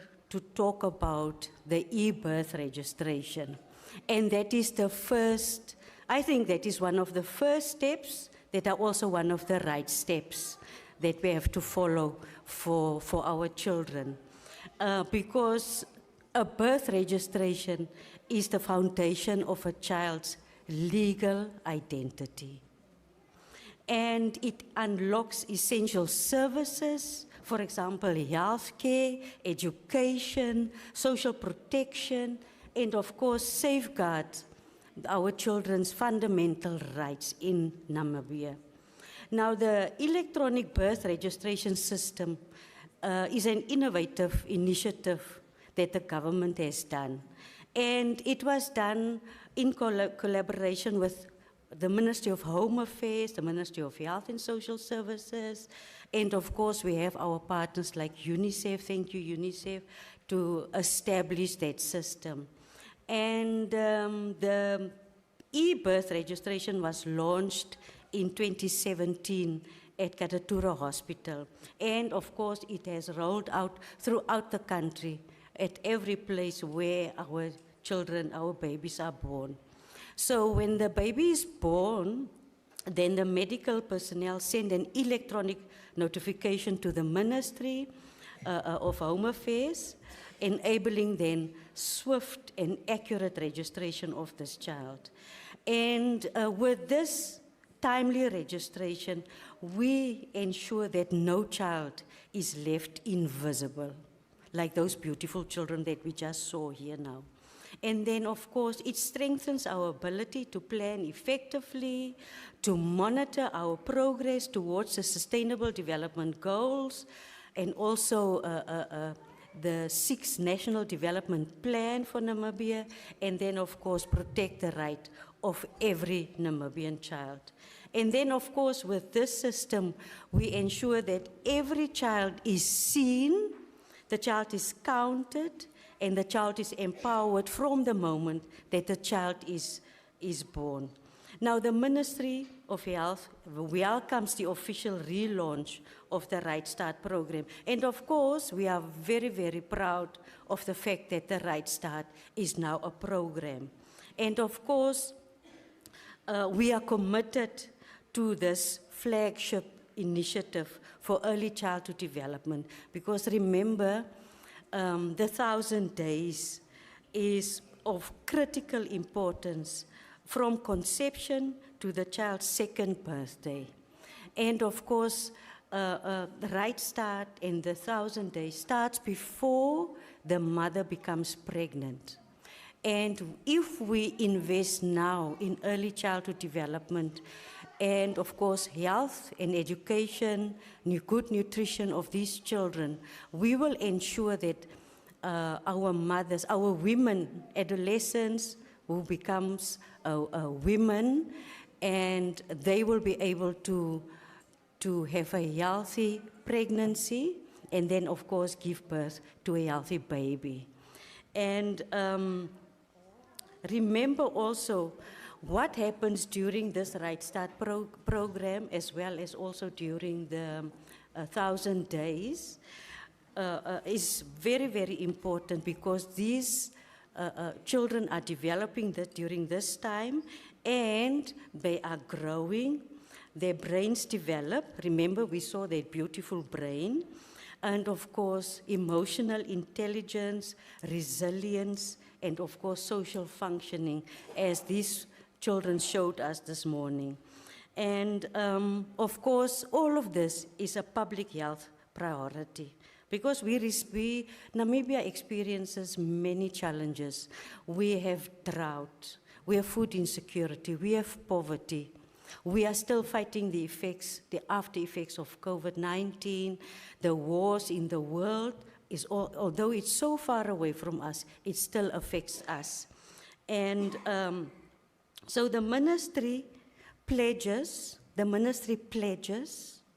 this is from the minister, the ministry pledges that we will strengthen maternal and child health services at all levels of care. We will expand nutrition education outreach, and we will support the underserved regions. We will equip our caregivers with practical tools and knowledge to promote healthy development.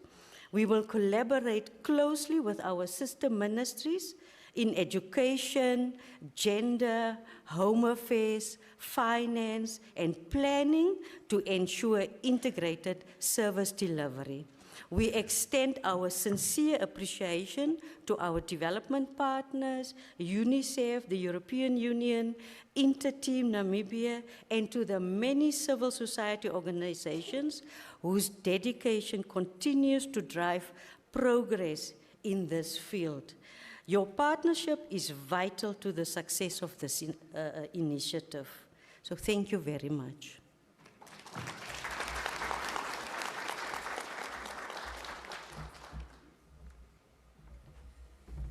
Thank you so much. Let's clap again for that instrumental pledge. And it just shows you that we have broken out of our silos and we wish to deliver for the Namibian child as one. I'm now due to call our minister, but I don't know, with the permission of my co-chair, I would like to call, we were talking about birth and registration, and if I may be permitted to call Ms. Honorable Lucia Ipumbu first as the Minister of, or shall we bring the mic? For her address before Mesak comes. Is that okay? Or Mesak first? It's between the two. Our ministers. Thank you so much. Let's welcome Honorable Lucia Ipumbu, Minister of Home Affairs, Immigration, Safety and Security, as it articulates so nice to the birth registration.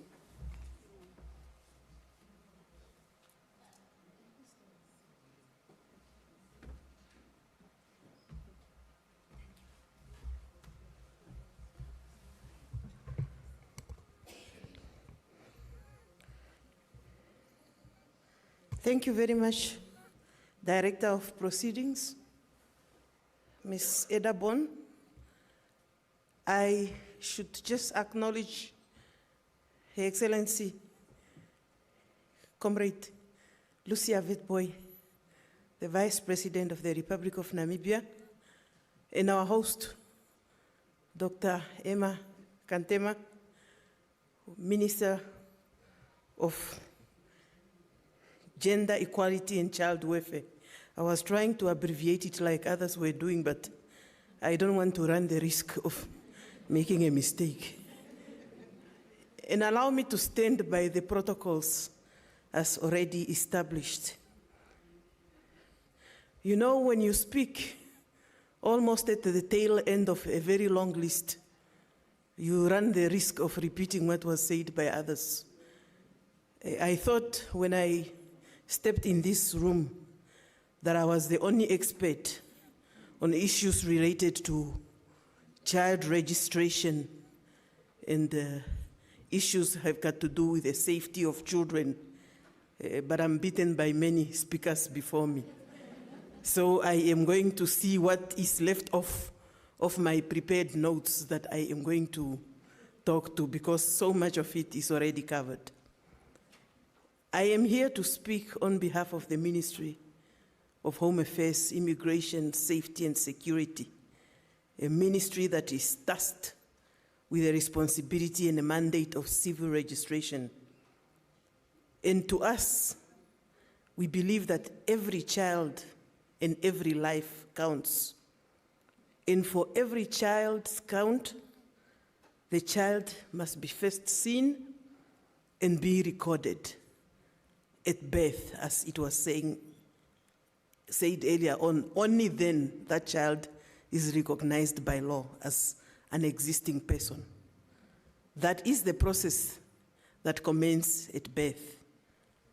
The United Nations defines birth registration as the continuous, permanent, and universal recording of birth within a specific country, and to be specific on its civil registration system.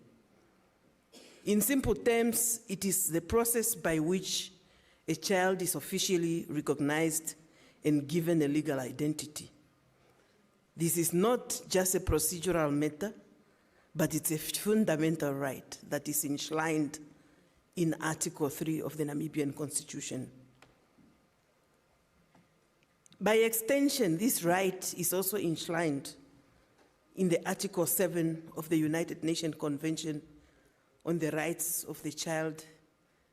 In Article 5, subsection 1 of our Constitution, make it specific that a child must acquire nationality at birth. That child, by extension, is also bestowed with the right to be taken care of by the parents. And I'm reminding the absent parents. I don't want to say fathers because sometimes they could be absent mothers. So I summarize them as parents. So our children have the right to be taken care of by us as parents. Under our fundamental human rights and freedom, which is under the same Article 3 that I have just referred to earlier on, every child deserves to have a shelter, to go to school, and to be given a name, because at registration, the child should be named.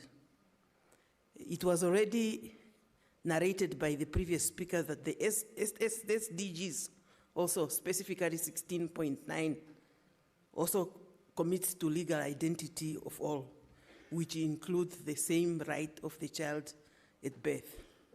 So this is both a constitutional, international instrument, and a natural obligation for every child to be registered and to be considered and to be counted. Unregistered children face barriers, especially when they are to receive some services. Can it be education services, healthcare, and so many other opportunities that are due to them. So at the ministry, as we note the need for us to have registration points extended, you are all aware that we have offices in 14 regions, which are our regional headquarters, that all are equipped with a birth registration. By extension, we also have 26 sub-regional offices, and we have 25 points that are based at hospitals. The hospital-based offices are particularly important because they ensure immediate birth registration before the mother is even discharged from the hospital. The e-notification was referred to by the previous speaker, a colleague from the Ministry of Health. She is well vested because this happens at their premises. but by extension, in terms of processing, it comes to the Ministry of Home Affairs. But there are barriers in that process. And those barriers are the ones that we need to tackle as a nation. There was a study carried out in 2021 that revealed that we have some social and cultural challenges because sometimes the fathers are not present. May it be because of one or a different reason. Sometimes they are deceased, which is not in anybody's control, and that may hamper the need for a child to be registered at birth. There are also cultural arrangements sometimes that in customs that challenges this process. I come from a culture that believes also that the child can only be named when they arrive at home and not in the hospital. And those are some of the cultural and customs beliefs that we need to transform. Because in other cultures, the child is even named before they are born. And I believe we should march towards that culture as communities that embrace each other's cultures.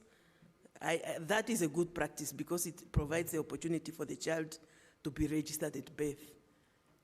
Of course, the ministry makes provision for registration, as we refer to it as late registration, post that you have left the hospital or when the child is a bit grown. But the advantage for your child to have access, because now even if when you go to a clinic, gone are the days that the child's health certificate should be in the mother's name, but on the child's name. So I am encouraging us as a nation and as a community to make sure that our children are registered at birth.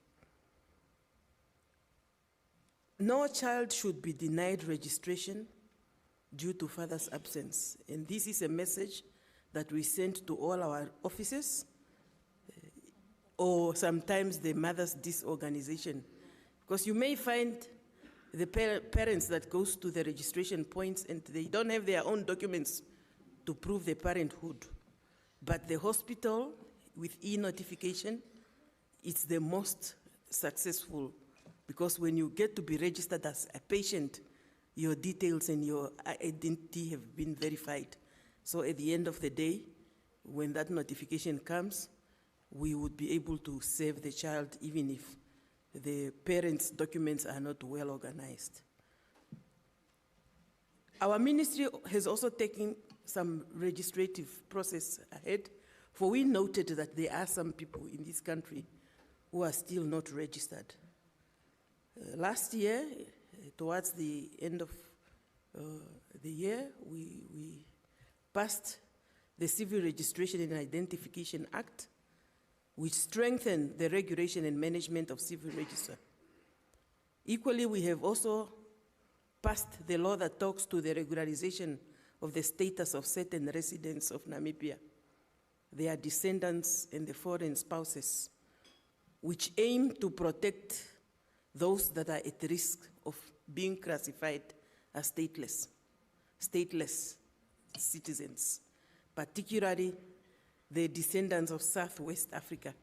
You remember the brown IDs? They said West Africa IDs.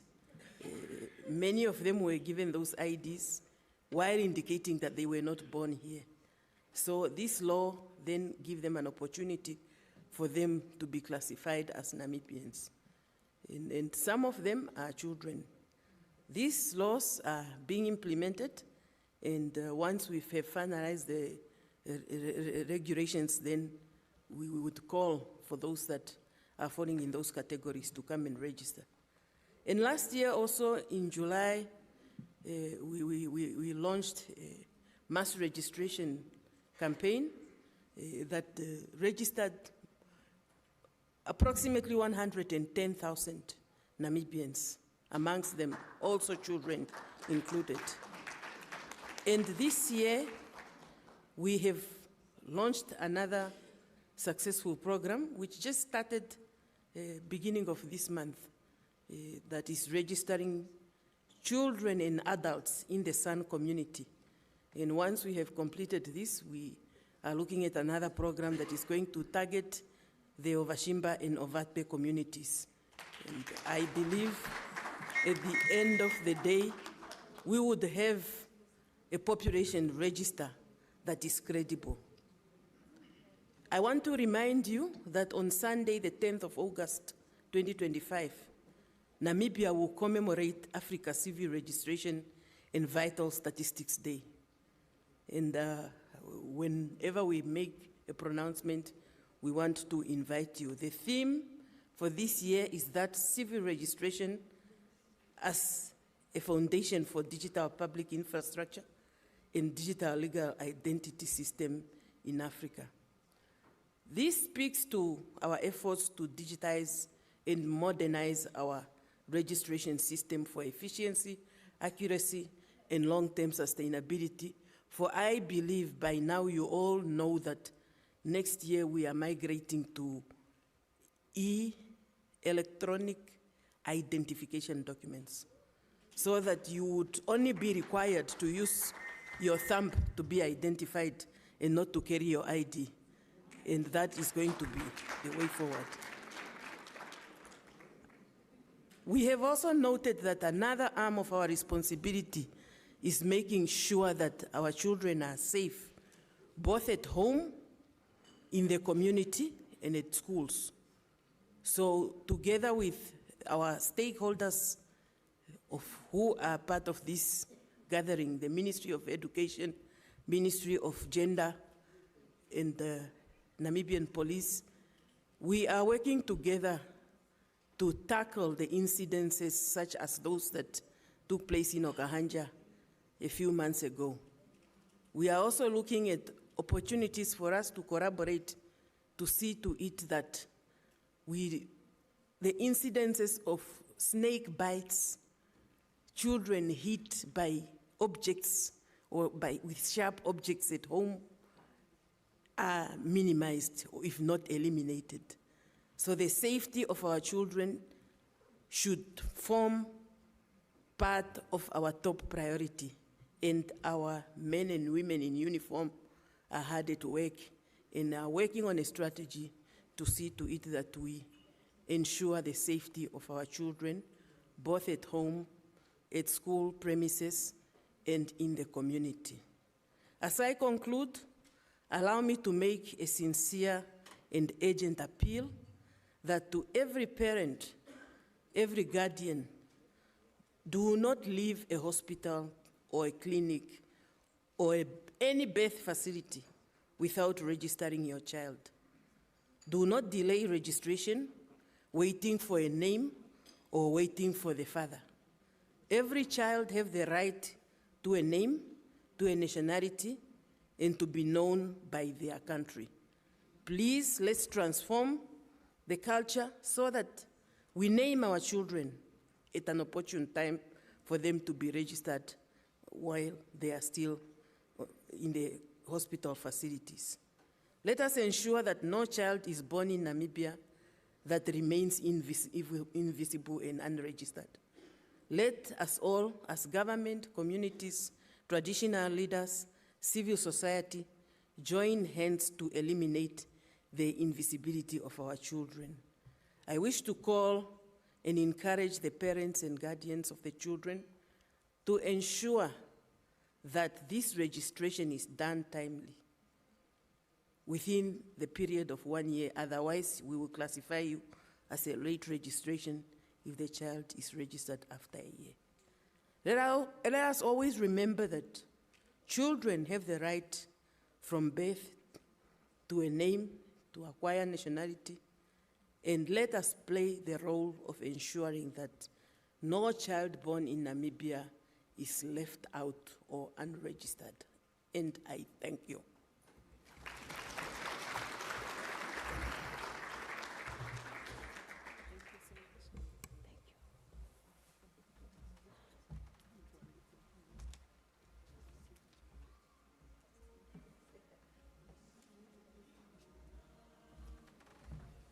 Let's put our hands together one more time.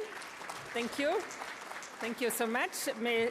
Honorable Ipumbu, for reiterating that all the frameworks, legal frameworks, and the mechanisms are in place to ensure that all children are registered and have their most fundamental human right acknowledged through that process. Let's give her one more round of applause. We really also appreciate wholeheartedly the connection that is there through, e-registration between the Ministry of Health and Social Services and Home Affairs, Immigration, Safety and Security, because that is really where, through these synergies, our multiplying effect really gels. And that's where, education, innovation, youth, sports, arts, and culture has to come in and also find synergies with our own data systems, those of health and home affairs. So with that, I would like to invite our Minister for MESAC, ONSAC, everybody's case. Yes, Honorable Sanet Steenkamp.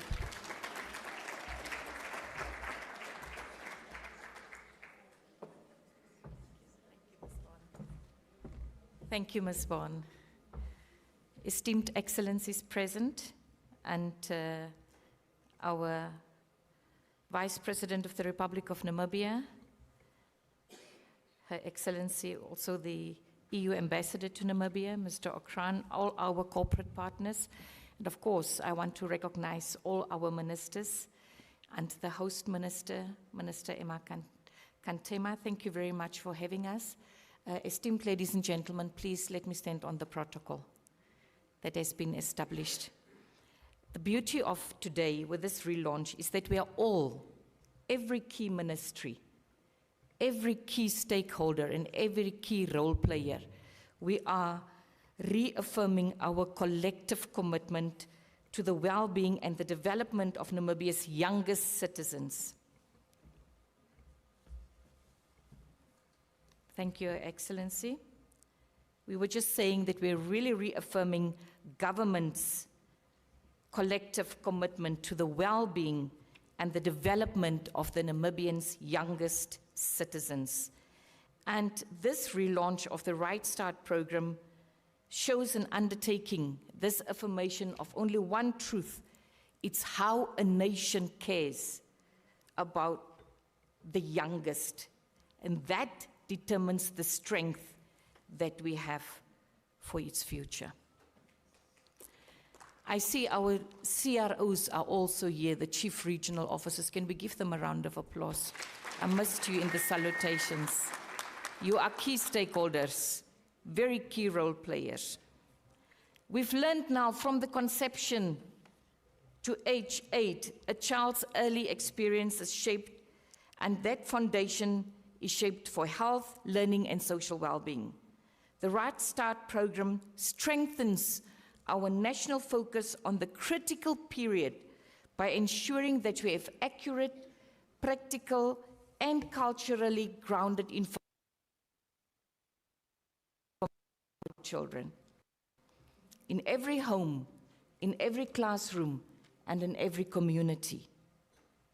Ladies and gentlemen, a lot has been said by the previous speakers, and we all take critical lessons and insight away from every speaker. I want to focus on the concept and how the Ministry of Education, MESAC, and ISASAC, how the Ministry of Education focus on issues of learning poverty. I'm not sure if you are familiar with the word learning poverty.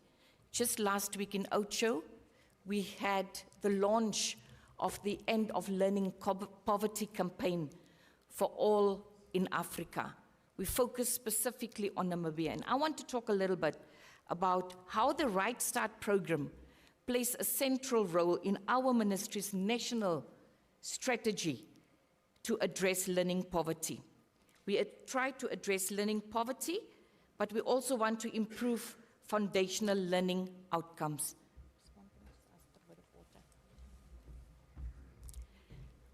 With this, children, with these strategies that we are having, thank you, Ms. Bourne, it places the child at the heart of development.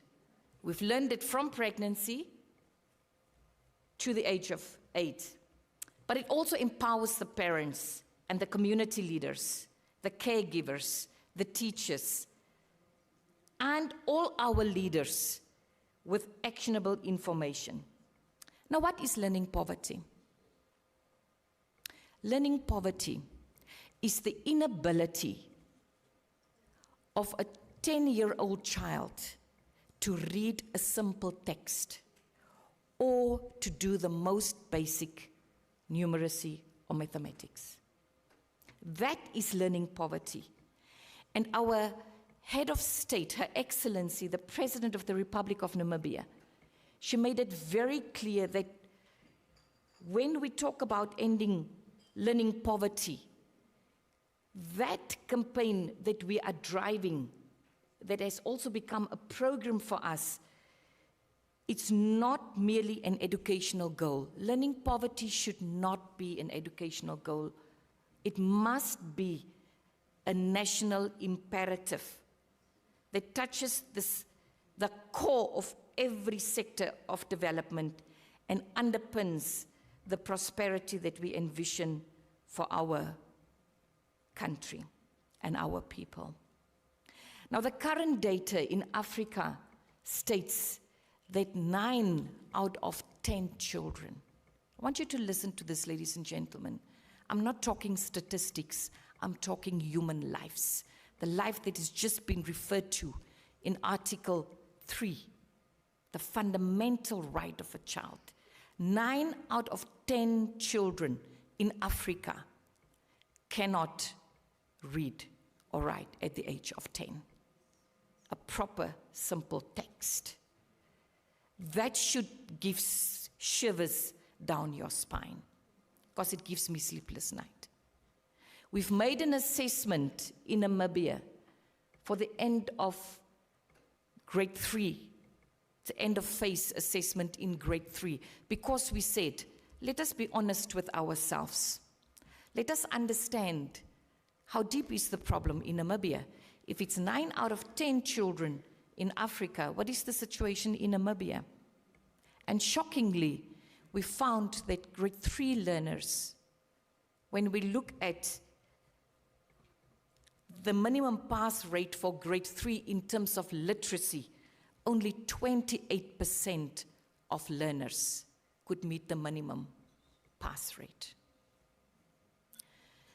For numeracy, it's 32% of Namibian grade 3 children at the end of grade 3.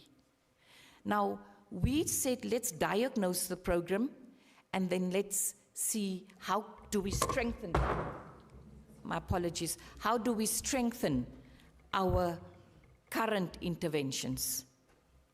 And that's what we tried to do. So this Right Start program that we are relaunching fits perfectly into our national strategy, because we say if we don't invest strategically in terms of funding, time, the love, the care that we see here, the efforts, the interventions, we're going to lose a whole generation. And so research has also shown that children who aren't able to read proficiently in grade 3 have 4 times they are more likely to drop out of school. So that is when you will see that your dropout rates and the repetition rates in grade, it goes up. So it's important for us to have that understanding. So the early years are critical, and if we get the start right, then everything else is strengthened. We've seen the beautiful children here. 60% of our pre-primary children are not in formal education. When I say formal education, they are not in our pre-primary classes, and the 6-year-olds are not in grade 1. Do you understand? Because they need to be in pre-primary. But most of them are absorbed. 50% of them are absorbed in ECD centers. But many are not yet in school. And there, government needs to invest, and invest really working very hard. With the EU, we are in the process of constructing 166 classrooms that we hope will add, but it's not sufficient. That means we need a targeted intervention, funding or program, specifically to salvage the situation at pre-primary. The Right Start program provides parents with accurate information, such as the value of early learning or play for brain development, what quality should be in an ECD center, and what does it mean to the parent, and how important it is to speak to a child in their mother tongue. Now, a child will only be able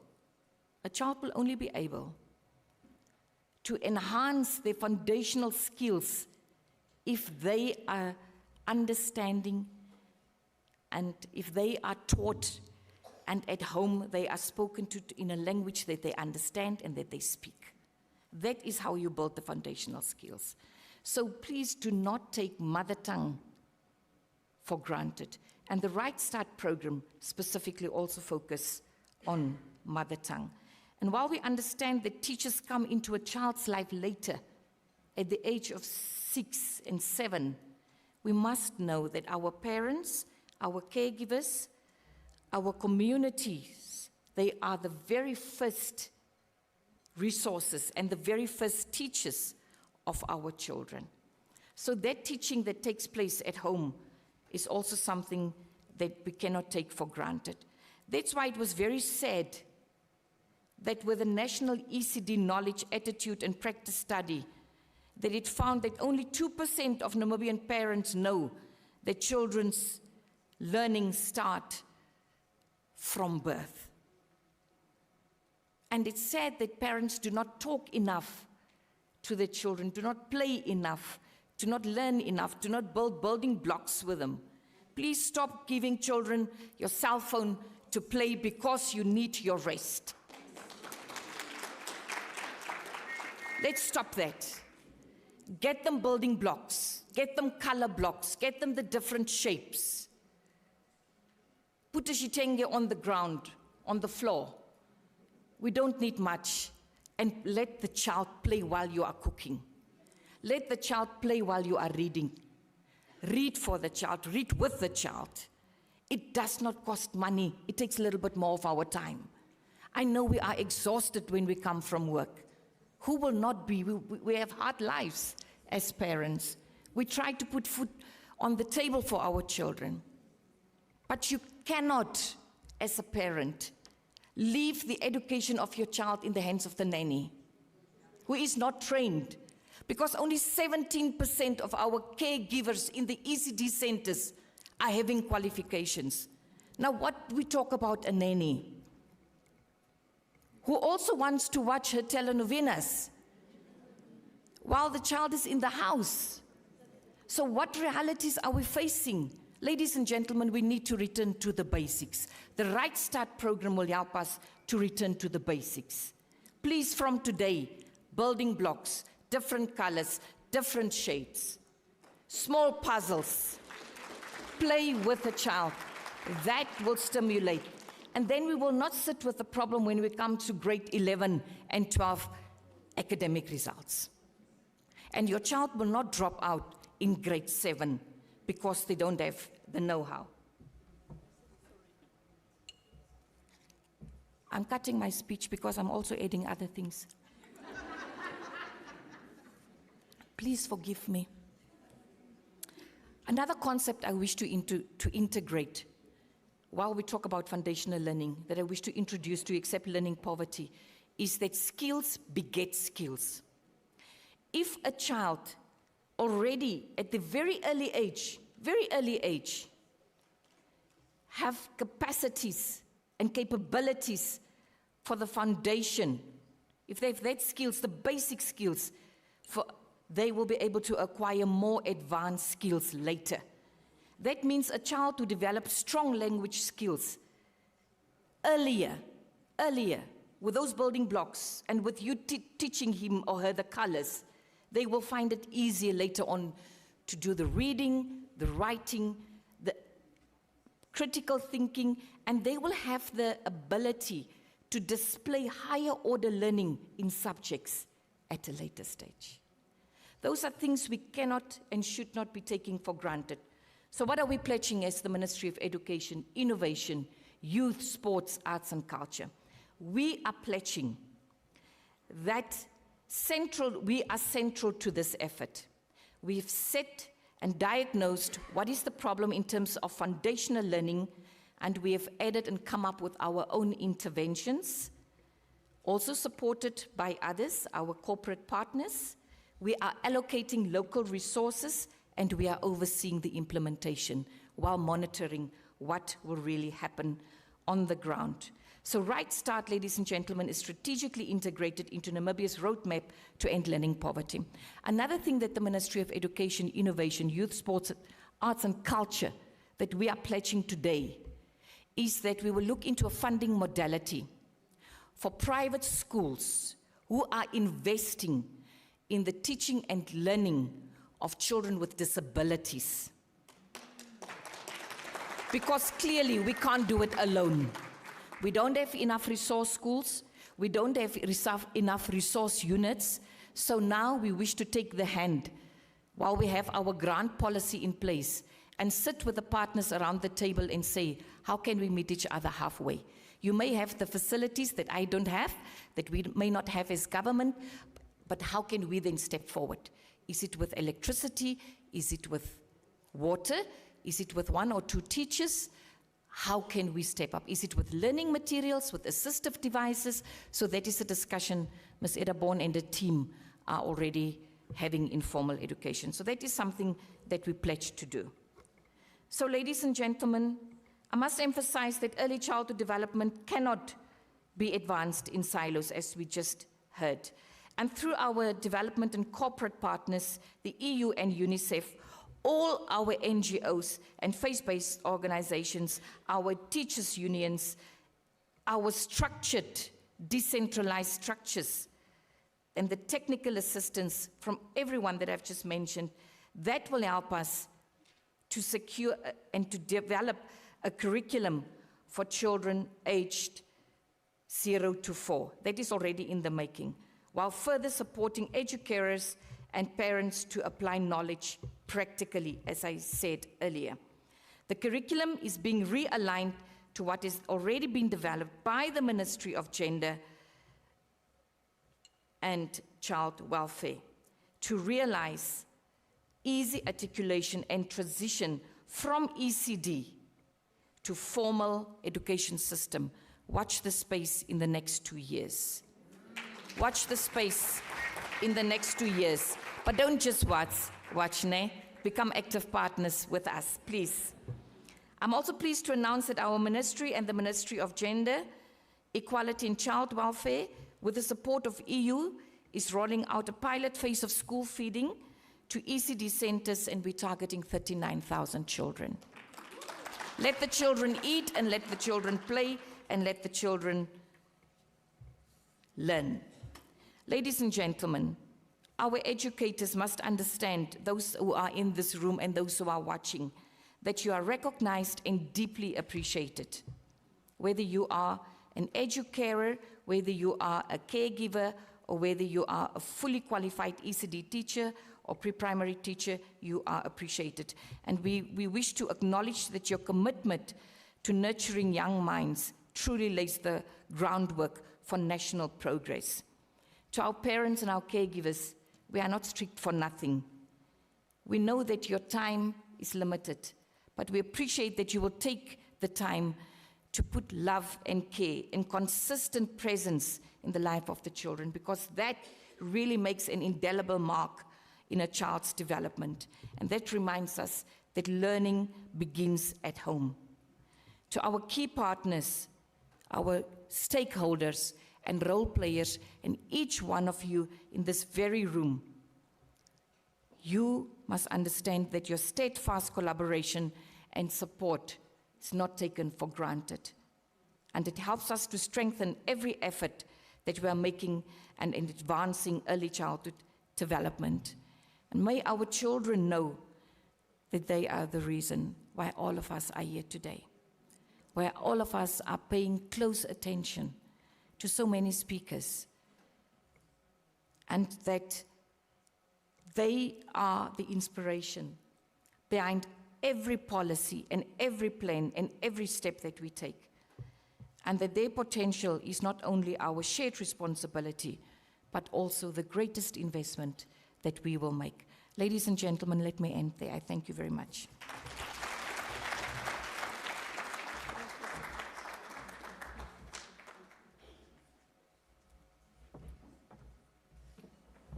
Thank you so much to our Honorable Ms. Steenkamp, the Minister of Maysak. Let's give her one more round.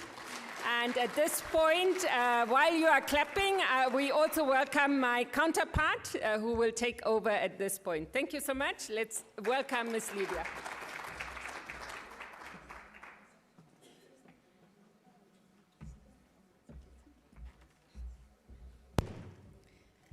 Thank you very much, my co-director. We are moving forward very fast. We really want to expose of this program, and we really thank the speakers for being very brief, but very eloquent in their statements. We are moving toward the main purpose of the day, when we are going to listen to the keynote address. But before that, we will have to listen to or watch the performance by children from the Center for Communication and Deaf Studies. They are in the room. They will speak to us in their language. We have made, I think, arrangements so that you follow the message as well. With that said, I would want to invite them to come. I need to be given signal that they are ready. If they are not ready, I think I can still continue to speak. You are? Oh, you are ready. If you are ready, it's fine. Just enter the room. I wanted to say we have been prepared very well to look forward and pledge more, because us that are in the room are very privileged as we become voice of the voiceless, voice of the children, and we should take the message across. We understand the children do not know their rights from conception to a certain period. But after that, you have seen those that were here. Very good. Over.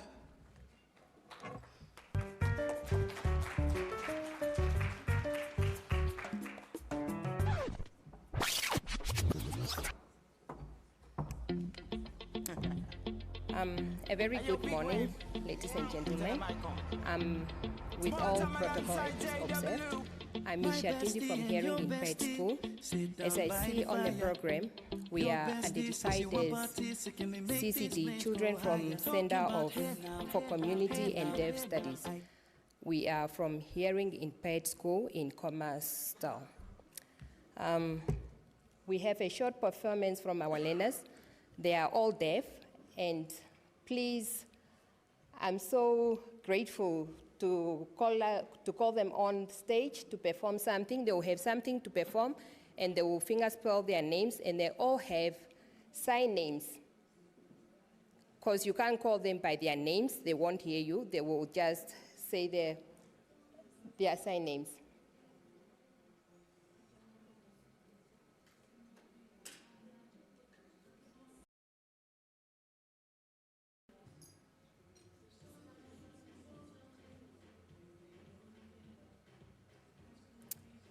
Help me to welcome the deaf learners from Hearing Impaired School. This is how we clap. Yes.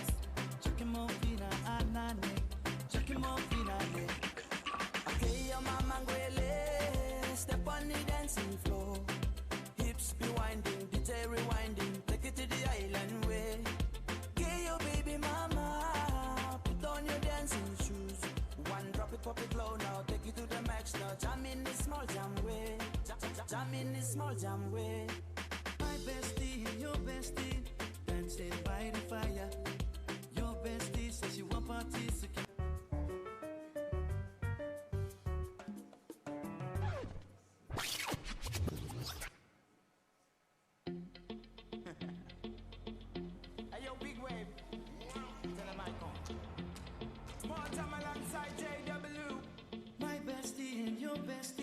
sit down by the fire. Your bestie says she want parties, so can we make these flames go higher? Talking about hey now, hey now, hey now, hey now. I go, ane. Chucking more fina, anane. Chucking more fina, ne. Start my truck, let's all jump in. Here we go together. Nice cool breeze and big palm trees. I tell you, life don't get no better. Talking about hey now, hey now, hey now. I go, ane. Chucking more fina, anane. Chucking more fina, ne. Okay, your mama ngwele. Step on the dancing floor. Hips be winding, DJ rewinding. Take it to the island way. Okay, your baby mama. Put on your dancing shoes. One drop it, pop it low now. Take it to the max now. Jam in this small jam way. Jam in this small jam way. My bestie and your bestie, dancing by the fire. Your bestie says she want parties, so can we make these flames go higher? Talking about hey now, hey now, hey now, hey now. I go, ane. Chucking more fina, anane. Chucking more fina, ne. Let me take it from here. Solomon girl straight up, right hoochie mama. Make we party non-stop in a island banda. Swing those hips and back it up to me ragga. A chance for party ladies do the doggy doggy. I'm drumming island reggae, rapping blue, green and yellow. Me jumping and baby, make a slow wine for me baby. Speakers pumping, people jumping. We drumming the island way. Shout out to the good time crew all across the islands. Grab your shoes, let me 2x2, and now we're shining bright like diamonds. Talking about hey now, hey now, hey now, hey now. I go, ane. Chucking more fina, anane. Chucking more fina, ne. Yes, one drop it, pop it low now. Take it to the max now. Jump in the small jam way. Wind it. Wind up, go down, wind up, go down. Twist your body backward. We go left, left, we go right, right. Turn it around and forward. Wind up, go down again. Wind up, go down, wind up, go down. Twist your body backward. Twist it back. We go left, left, we go right, right. Turn it around and forward. My bestie and your bestie, dancing by the fire. Your bestie says she want parties, so can we make these flames go higher? Talking about hey now, hey now, hey now, hey now. I go, ane. Chucking more fina, anane. Chucking more fina, ne. Chucking more fina, ne. Chucking more fina, ne. Chucking more fina, ne.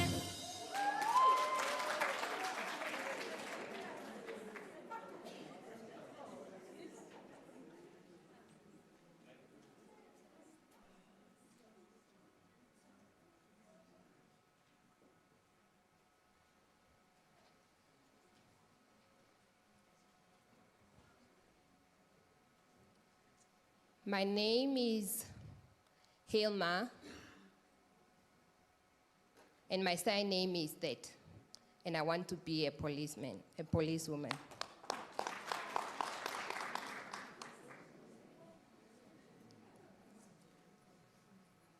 My name is Hidden,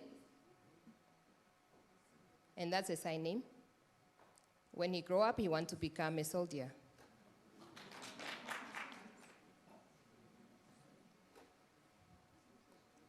My name is Kertu. That's my surname. When I grow up, I want to become a teacher. My name is Cecilia. Surname that. I want to become a teacher when I grow up.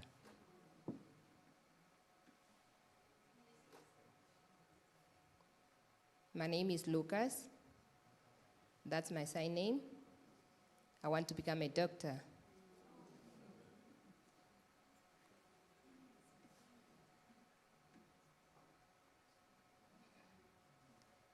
My name is Griselda. That's my sign name.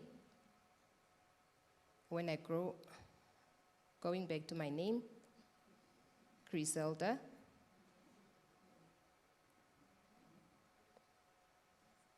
And Lucas is helping that you want to become a doctor.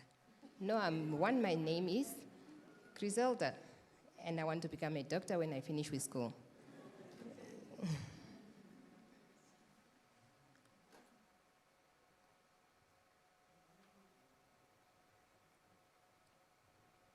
My name is Franz. That's my sign name. I want to become a firefighter.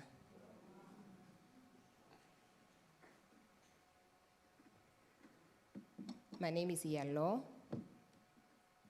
I want to become a doctor when I'm done with school. That's my sign name.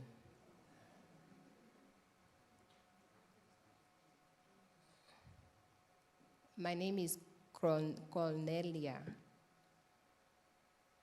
Oh, my sign name, I can't see.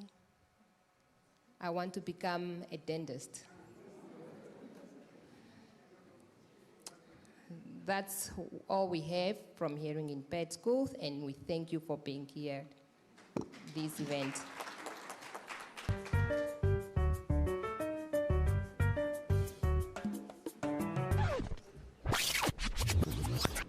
Thank you very much. Thank you for that performance. We are moving forward to our main purpose of the day, and I would want at this juncture to call upon my own minister, Honorable Dr. Emma Kantema, Minister of Gender Equality and Child Welfare, and she will deliver the statement, her own statement on behalf of the ministry, and thereafter introduce to us the keynote speaker, and then the relaunch will then follow, and the dignitary sitting on the high table will have to then join Her Excellency the President, the Vice President, to do the relaunch. Over to you, Honorable Doctor. Thank you very much, Edie. Our Director of Proceedings, Your Excellency, Madam Lucia Witbooi, the Vice President of the Republic of Namibia, acknowledging the presence of the Minister responsible for Home Affairs, Immigration, Safety and Security, Honorable Lucia Ipumbu, Honorable Sanet Steenkamp, very passionate about ending learning poverty, the Minister responsible for all the MASAC. I would like to then also acknowledge Her Excellency Anna Beatrice Martins, EU Ambassador, Mr. Samuel Kweku Okran, UNICEF Country Representative, our Executive Directors, Chief Regional Officers. I'm mentioning them because they are very key to this program. Your Excellency, permit me to stand by the protocol that was already established, and I greet you a very good right start morning.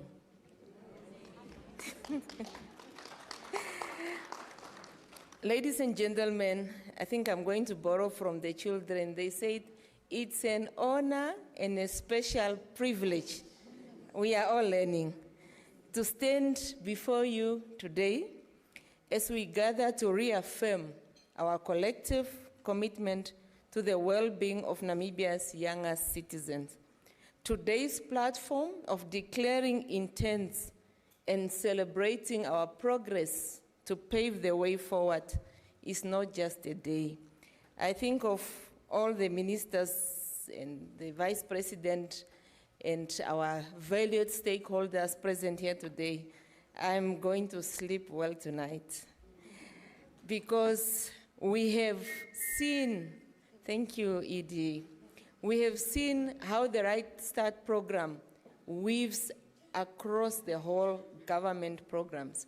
Starting right from birth, very important, the declaration from the Minister of Home Affairs, Immigration, Safety and Security, because when we go to the regions, I'm sure especially the regional, chief regional officers will attest to me, the deputy directors in the region, the issues of birth registration becomes a very critical component.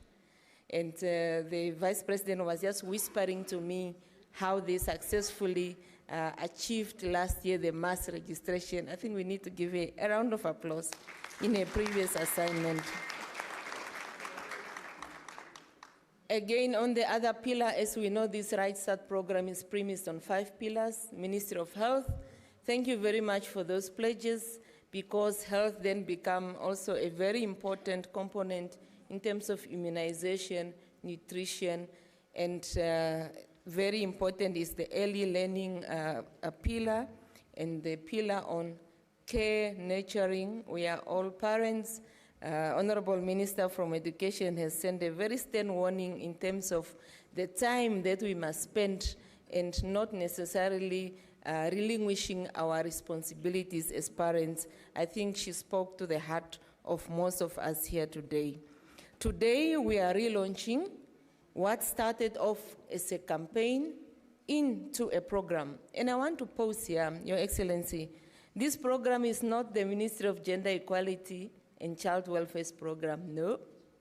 The Cabinet has approved it as a program, therefore making it a national program and making it our business. And this new program is embedded in the NDP 6, making it our national priority, which then will be accompanied by the resources. Most of my statement was taken care of during the presentation.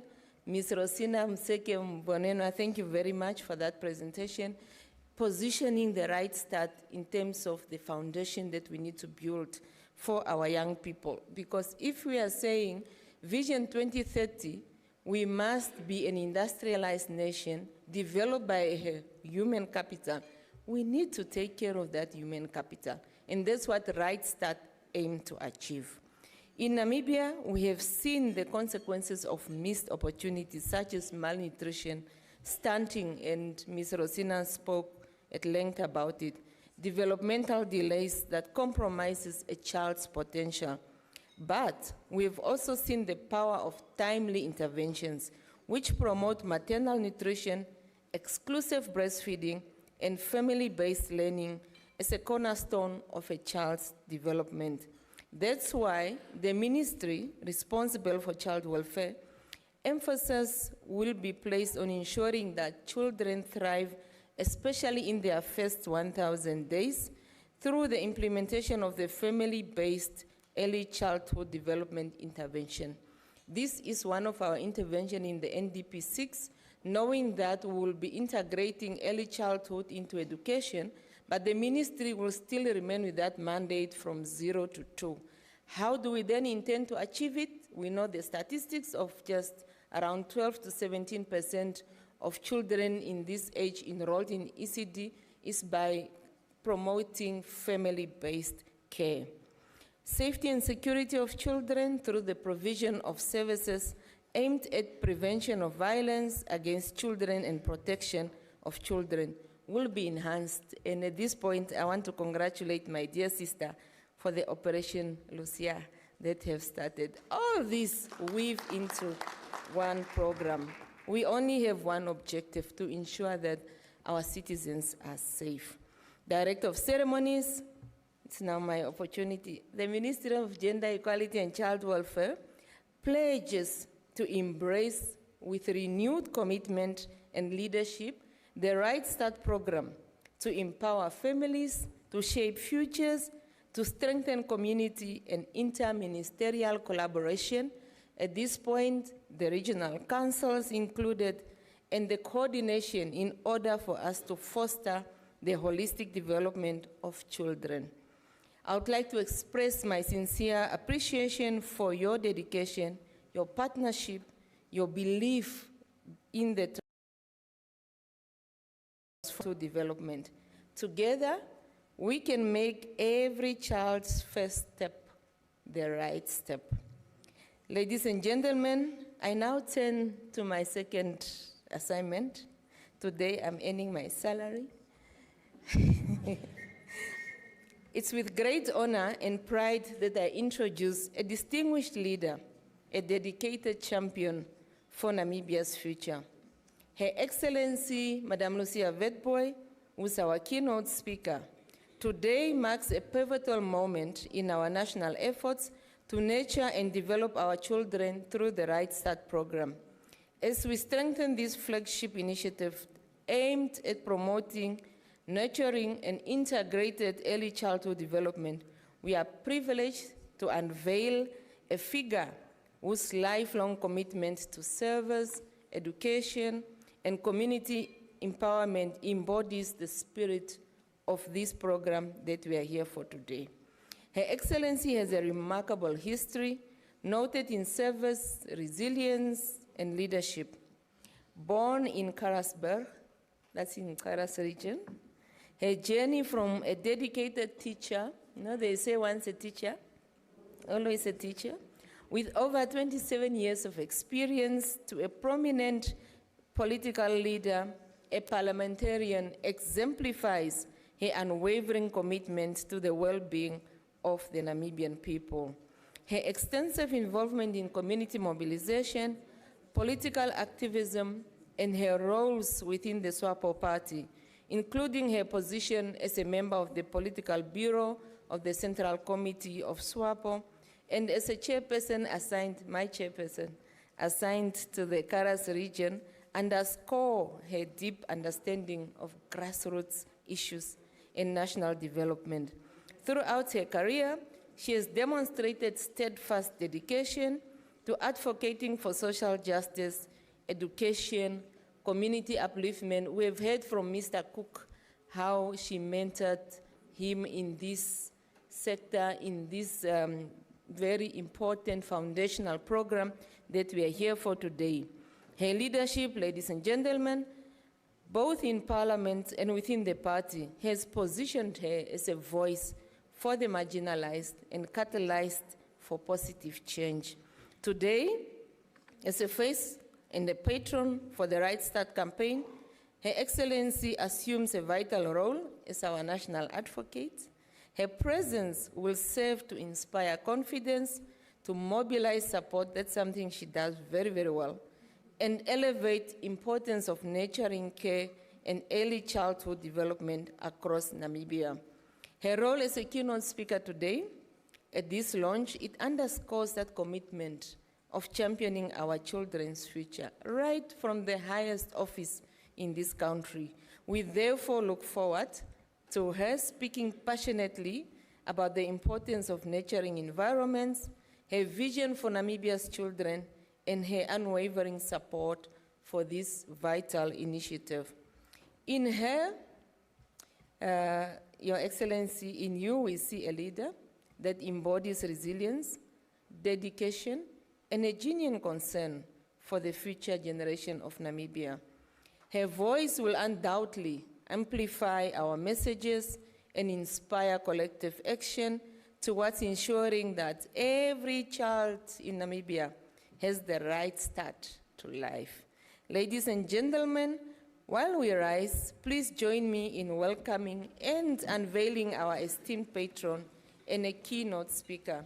Your Excellency, we are ready for you. Our patron for Right Start.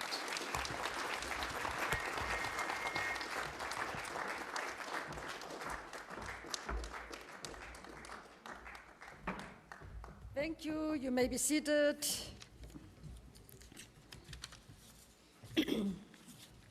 She have talked now so many things about me that I don't know whether whether it is really the Lucia. Yeah. Good morning once again.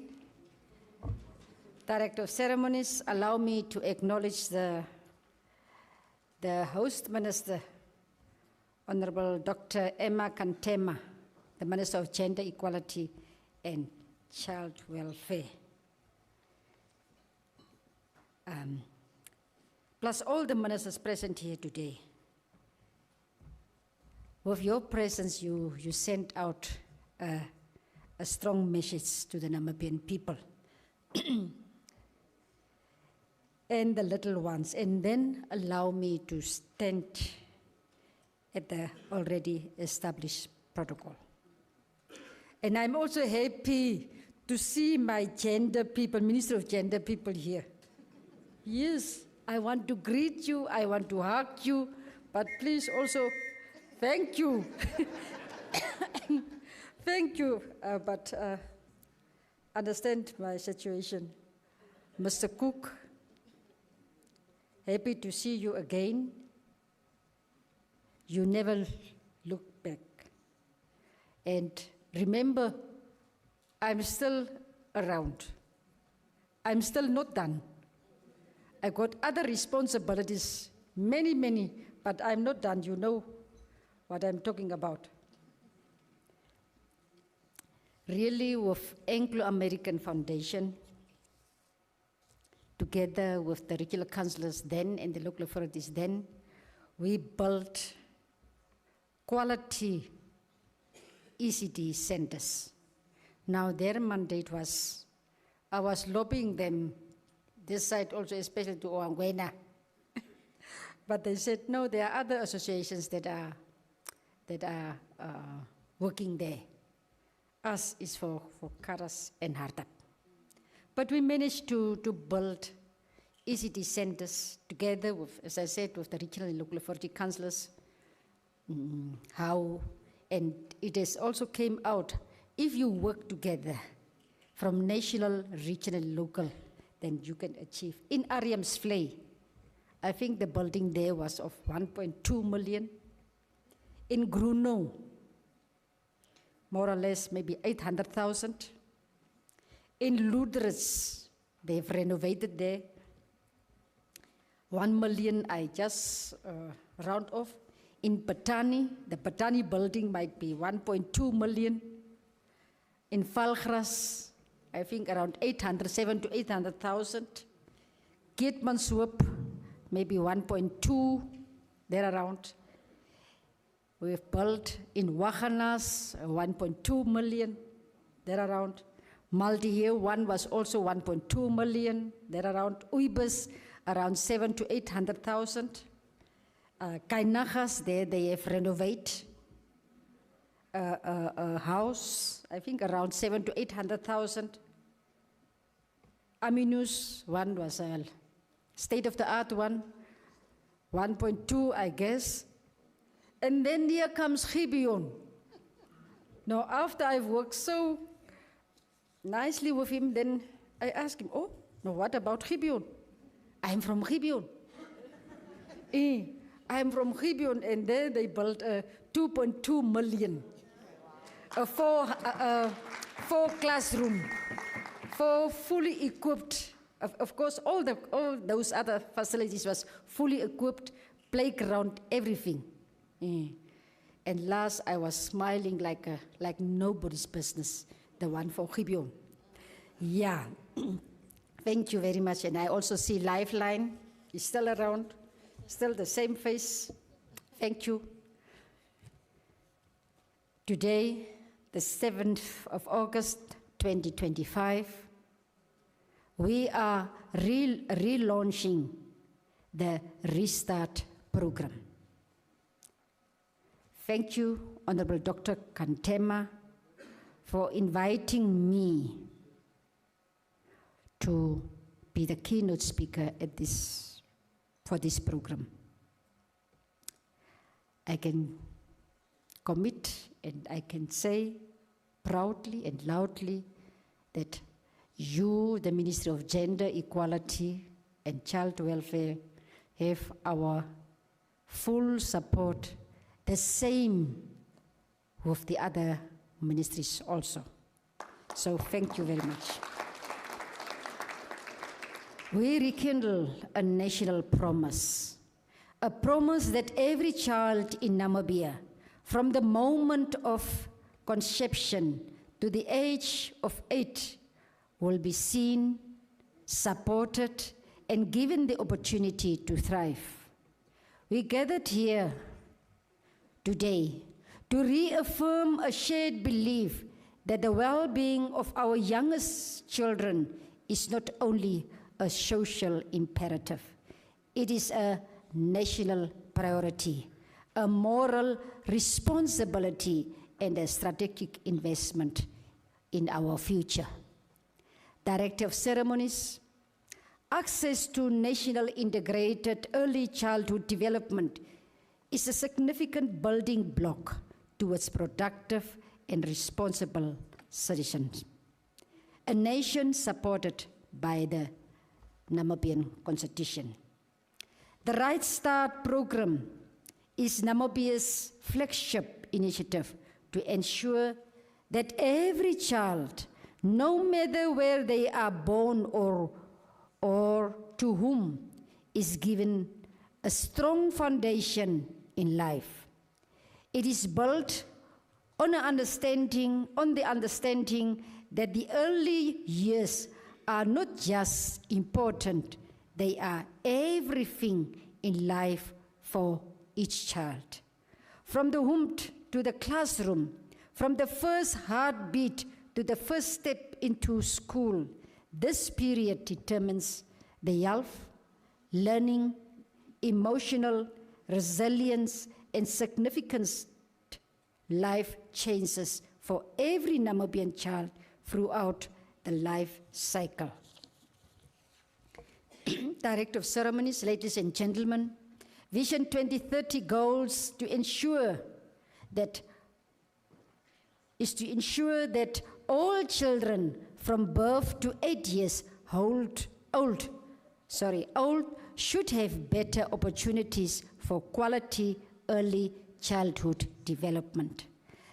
The Namibian government has shown great commitment towards the well-being of children by ratifying and being a signatory to the United Nations Convention on the Right of the Child and the African Charter on the Rights and Welfare of the Child, as well as having ratified several international conventions and treaties on the well-being of children. Ladies and gentlemen, we often speak of institutions, systems, processes, policies, plans, projects, and resource mobilization. However, today I wish to speak about something more significant, something wider, the behaviors, beliefs, and practices that shape a child's earliest years of development. Because no matter how strong our policies are, change truly begins in the hearts and homes of families and the actions of communities. The culture plays also a very important role in one's upbringing. The nurturing care framework reminds us that a child's development depends not only on what is provided to them, but also on what is practiced around them every day, in every home and in every community. It happens when people, parents, caregivers, health workers, educators, and communities understand, believe in, and practice what children need to grow. What surrounds us, shape us the most. Right Start program aims to ensure that every child in Namibia is surrounded by people who understand the importance of the early years of childhood development, know what they can do to ensure that children have the best start in life, demand quality services, interventions, and engagements in the best interest of the child, and are part of the village that is raising a Namibian child. Director of Ceremonies, ladies and gentlemen, to achieve this, the Right program brings together good health. Good health begins with the understanding that Health is not just about curing illness, but about preventing it.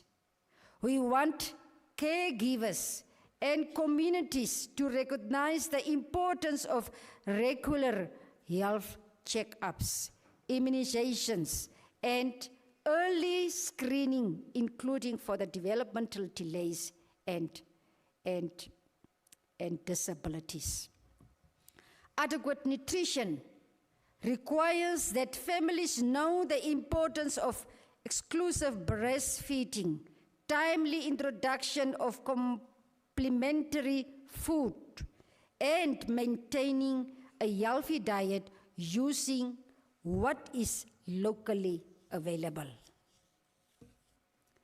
Responsive caregiving is rooted in the idea that the caregiver's time, attention, and emotional presence are just as important as food and shelter. We need parents to understand that talking, playing, singing, and responding to a child's needs help shape their brain and build emotional security.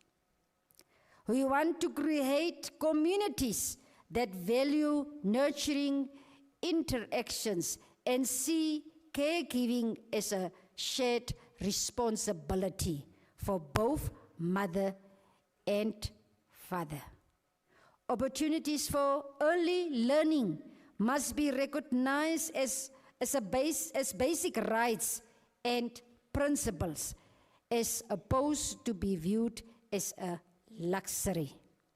Parents and communities need to understand that children begin learning from birth through playing, stories telling, exploration, and interaction. We must shift the attitude that learning only begins when a child enters school, and we must include children with disabilities in this vision of early learning. We must not leave them behind. In practice, this means households making time for play, communities supporting inclusive learning spaces, and systems helping children reach their potential from the start, and learning in their local tongues from day one. Security and safety must be understood as essential to development. Caregivers need to know that harsh punishment, neglect, and unsafe environments can do lasting harm to our little ones. We must shift away from attitudes that normalize violence or stigma, especially towards children with disabilities or those facing adversity. The practices we wish to see include positive discipline, safe homes and schools, and community protection systems that act swiftly, fairly, and with compassion. Therefore, if you want to start with an ECD standard, make sure you acquaint yourself with the guiding document at the Ministry of Gender, Equality, and Child Welfare to make sure safety is there, the basics, the water is there, there's something to eat, if possible, something to eat, there is a proper roof.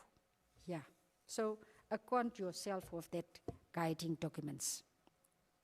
Director of Ceremonies, ladies and gentlemen, it is about working in harmony from the household to the community, from the classroom to the clinic, from the church to the traditional authority, across government, private sector, and with our valued development partners and civil society actors to deliver real, lasting change at household level in our settings for service provision and at the highest offices.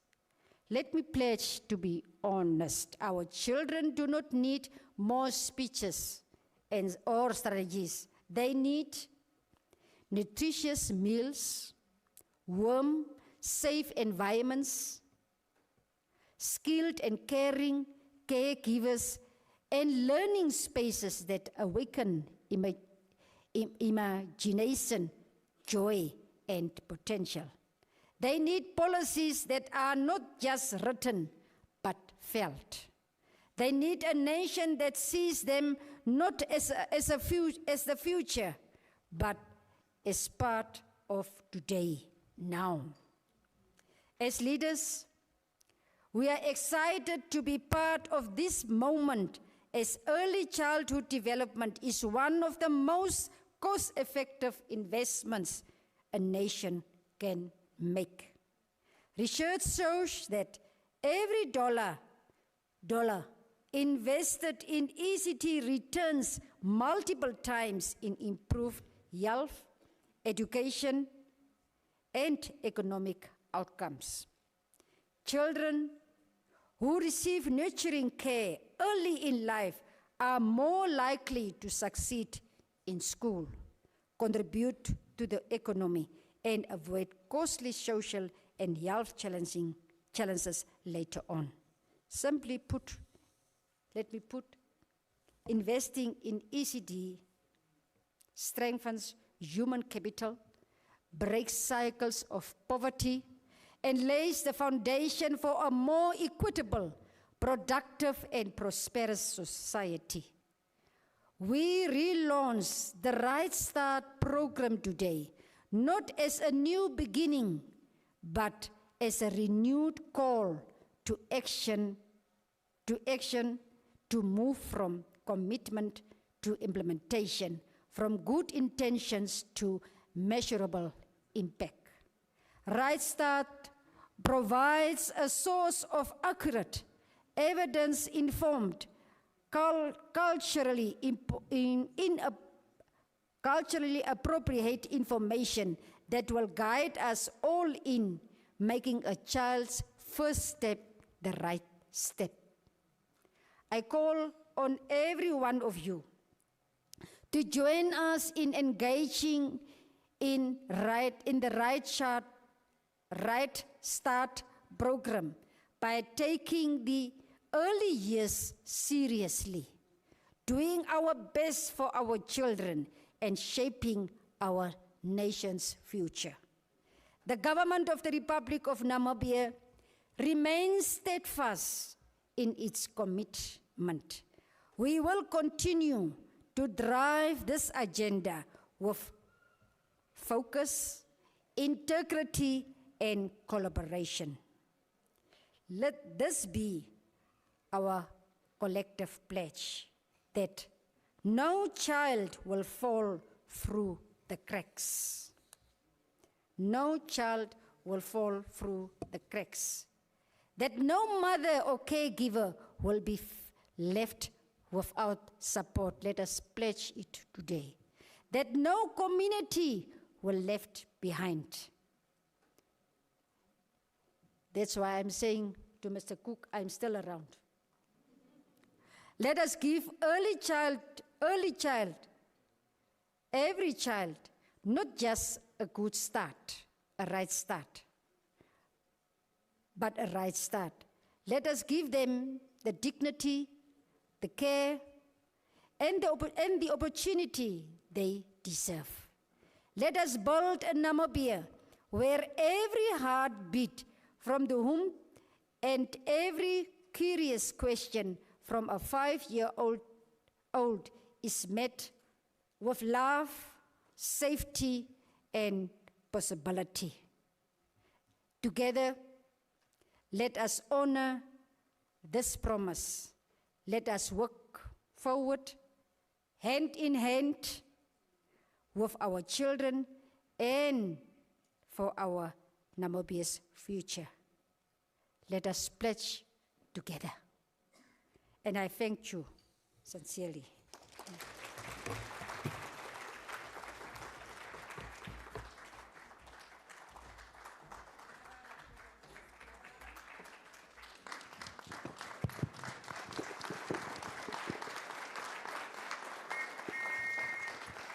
Thank you, thank you.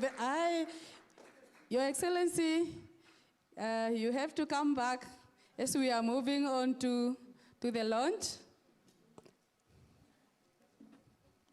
And then you will have to be joined by the dignitaries at the high table in the following order. Mace, you should be in the middle. Protocol, where are you to assist me? We have to be at the podium. Oh, at the podium, ne?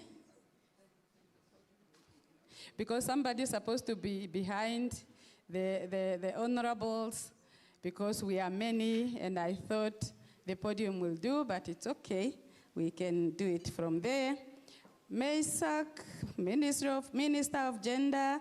Then we have our Her Excellency in the middle.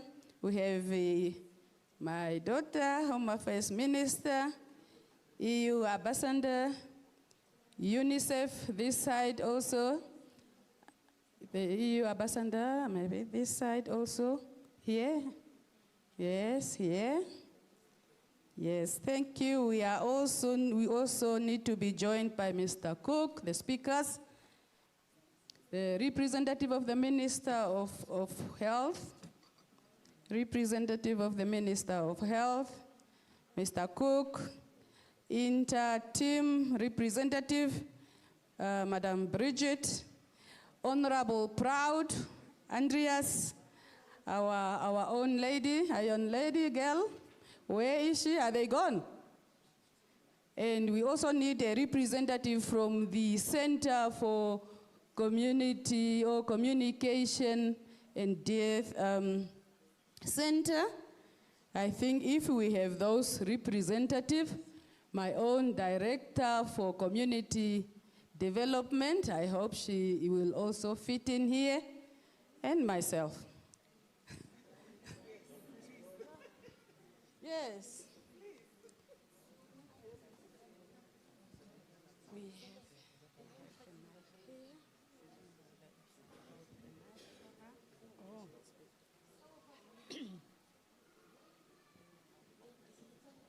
Thank you very much.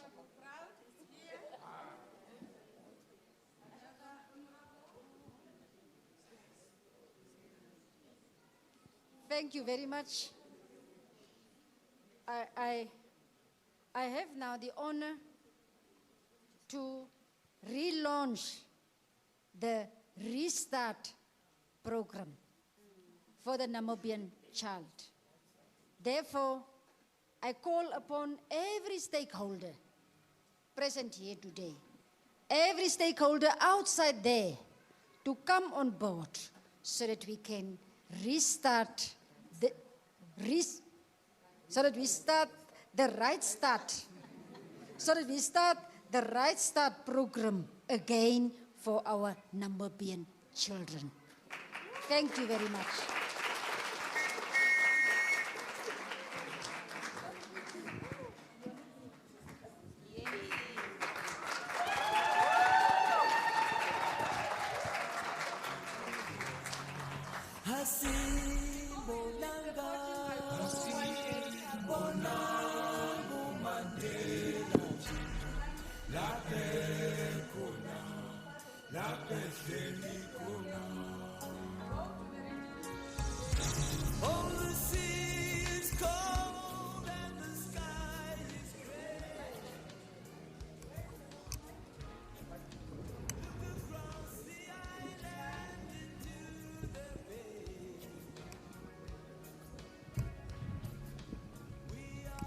I have just called upon the chief regional officers from all the regions that are represented here, so that they stand before you, they stand before the nation, they have to pledge, and I want to see a picture where everyone is pledging up, to say, leaving this hall, we are going to implement, to align, we are going to mainstream, and we are going to do the right thing, right start, the The first step, the right step. Pledge, pledge.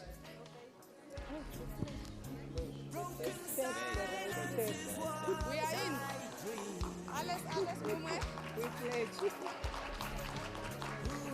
Alice. Our sack, May sack, Joe sack. Yes. On says. Yes. That one. If you are done, give a signal, then we can see. Thank you. Thank you.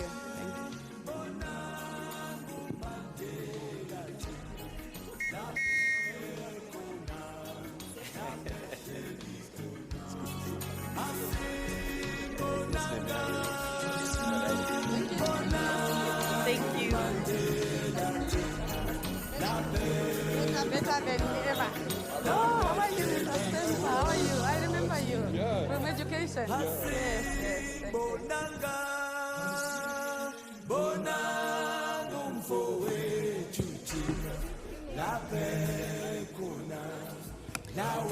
Thank you very much. As Her Excellency is returning to her seat, we have to move very fast so that we move to the next item on the agenda, which will be the joint children's performance by all children in the room. And as they are preparing to come to the podium, I think we can all then now pledge. The whole hall must pledge so that we go back very renewed with all the energy to implement. I am looking at the protocol to give me signal that all children are joined together to come and speak to us. Can we please pledge again? Thank you. Relaunch the right time. So thank you very much from Oshana region to Karas region, from Omaheke to Erongo, come back to Comas region. We are going to do some monitoring and evaluation as to which region are we going to award performance. Thank you very much. They are here, and I should just give them the floor. Thank you.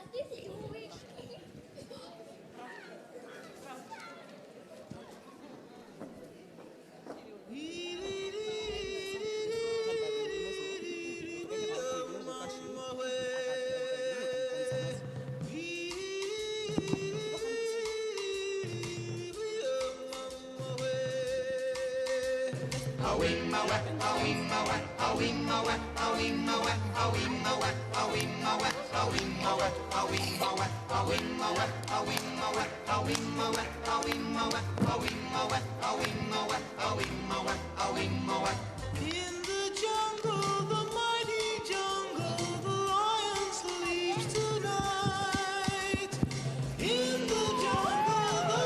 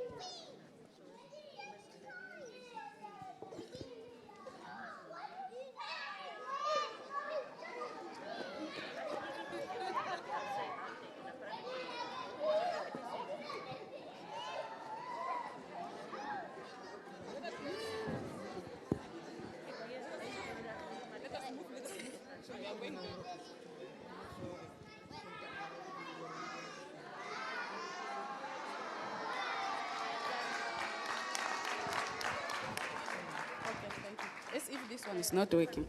Thank you very much for that. We are moving really toward the end of our program. And for that, I would want to call upon our own Deputy Minister, Madam Linda Mbwale, Deputy Minister of Gender Equality and Child Welfare, to give us vote of thanks.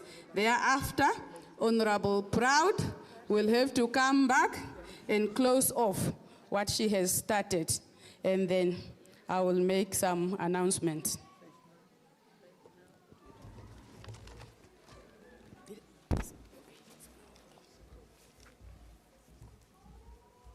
Thank you, Director of Proceeding. Her Excellency Lucia Vetboy, the Vice President of the Republic of Namibia. Honorable Dr. Sarah Kuwangelo Amadila, the Speaker of the National Assembly, on her absence. Honorable Dr. Emma Kantema, Minister of Gender Equality and Child Welfare. Honorable Sanet Sietkam, Minister of Education, Innovation, Youth and Sport, Art and Culture.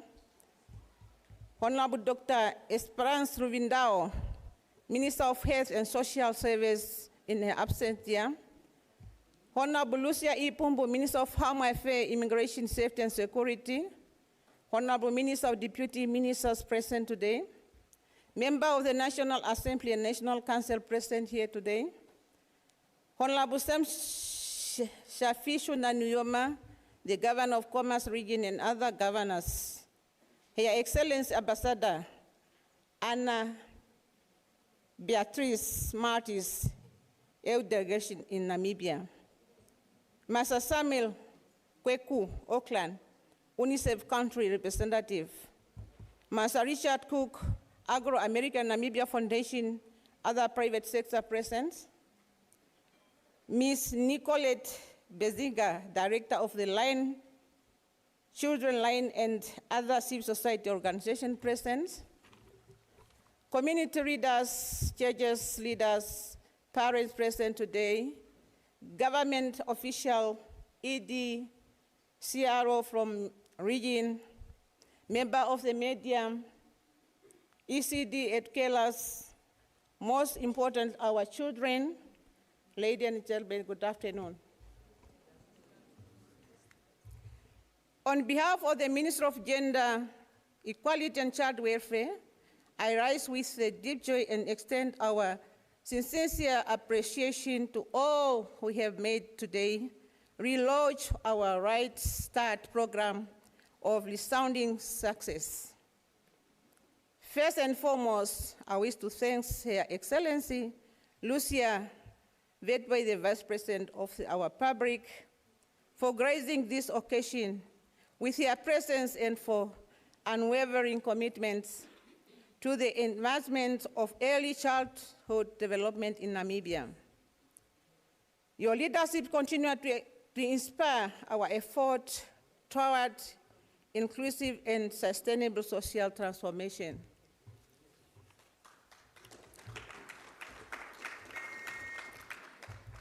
Other special word of thanks goes to the Speaker of the National Assembly.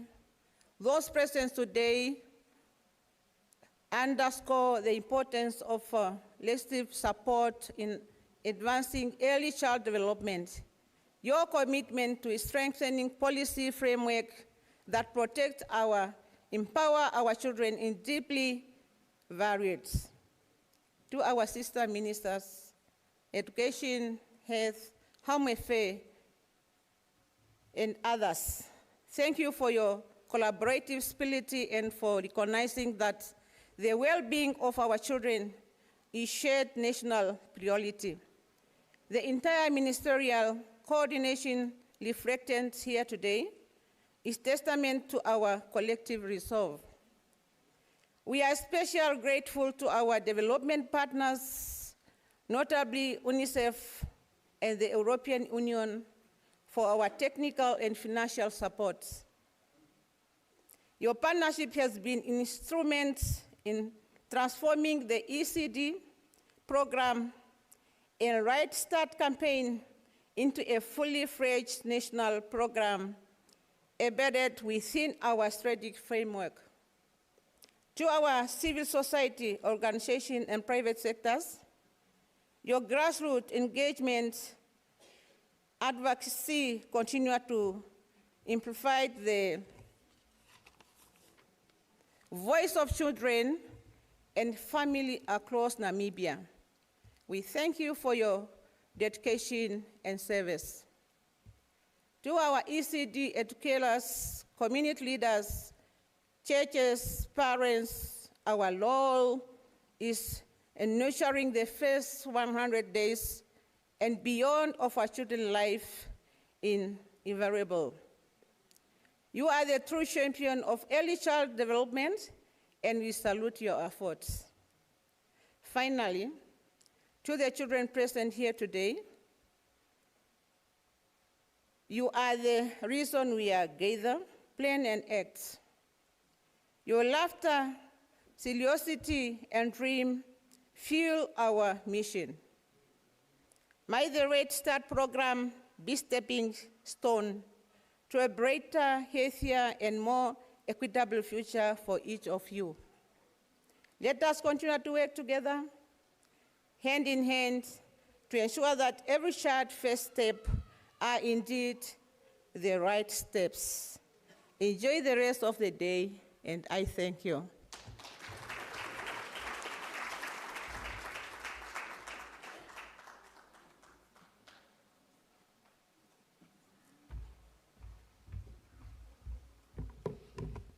Thank you once again, Madam Linda Mbwale. Another round of applause for her.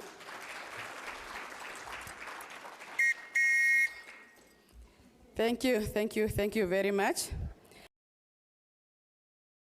The following item is the closing prayer by our Honorable, proud. Where is she? She is here with us. Before she do that, I would want to indicate that as we are exiting the room, there is a table reserved for the dignitaries at the high table, and the table for lunch is reserved at this Movepack restaurant. And all of us have been issued with a meal ticket, and those that have not yet been given tickets, please report to the desk outside so that you get your tickets from there. And after that, we shall then have the closing message of the Lord by our Honorable Proud. And after that, we shall then sing the AU anthem and the national anthem, and then we disperse to our refreshments in the form of lunch, as I have indicated. I would want at this point in time to appreciate your presence, Your Excellency, the dignitaries at the high table, and then the rest of us fellow participants for being good audience. We have together achieved, we have together pledged to go and implement this program. My co-director, thank you very much. I think we have a lot to do together, and we are just starting. We are just starting. Thank you very much. Let's do those due diligence, and then we disperse. Honorable Proud, please come over with the mic.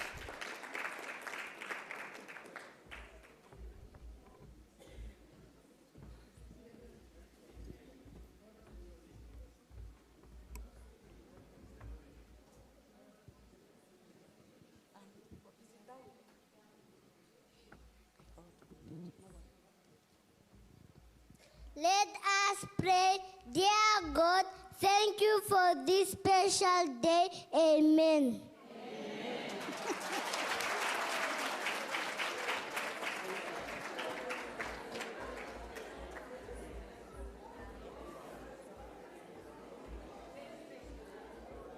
Okay, thank you. Can you please rise for the anthems?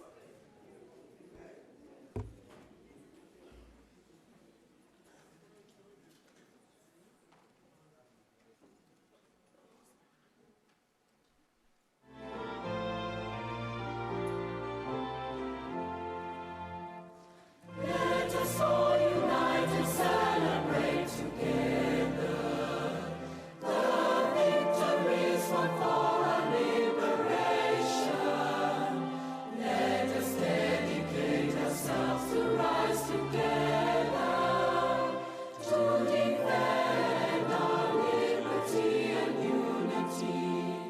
All sons and daughters of Africa, flesh of the sun and flesh of the stars, let us make Africa the tree of life.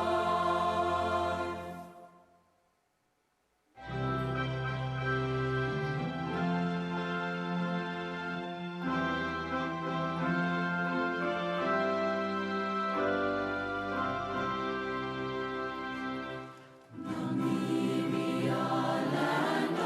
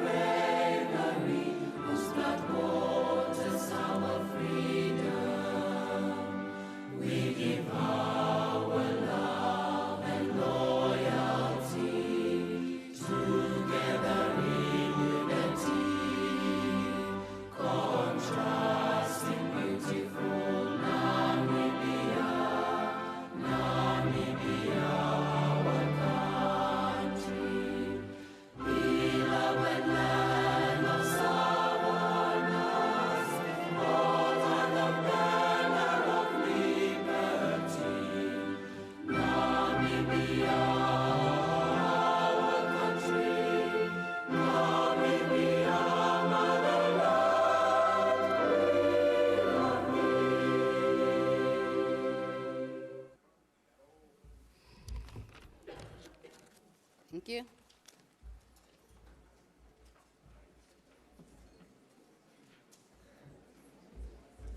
Sorry.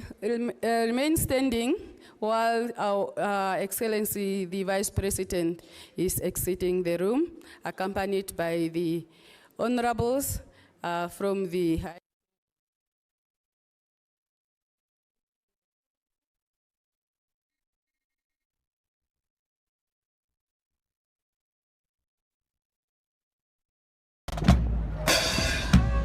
Namibia joins the rest of Africa in celebrating the 2025 African Day of Decentralization and Local Development under the theme, Building Resilience Community.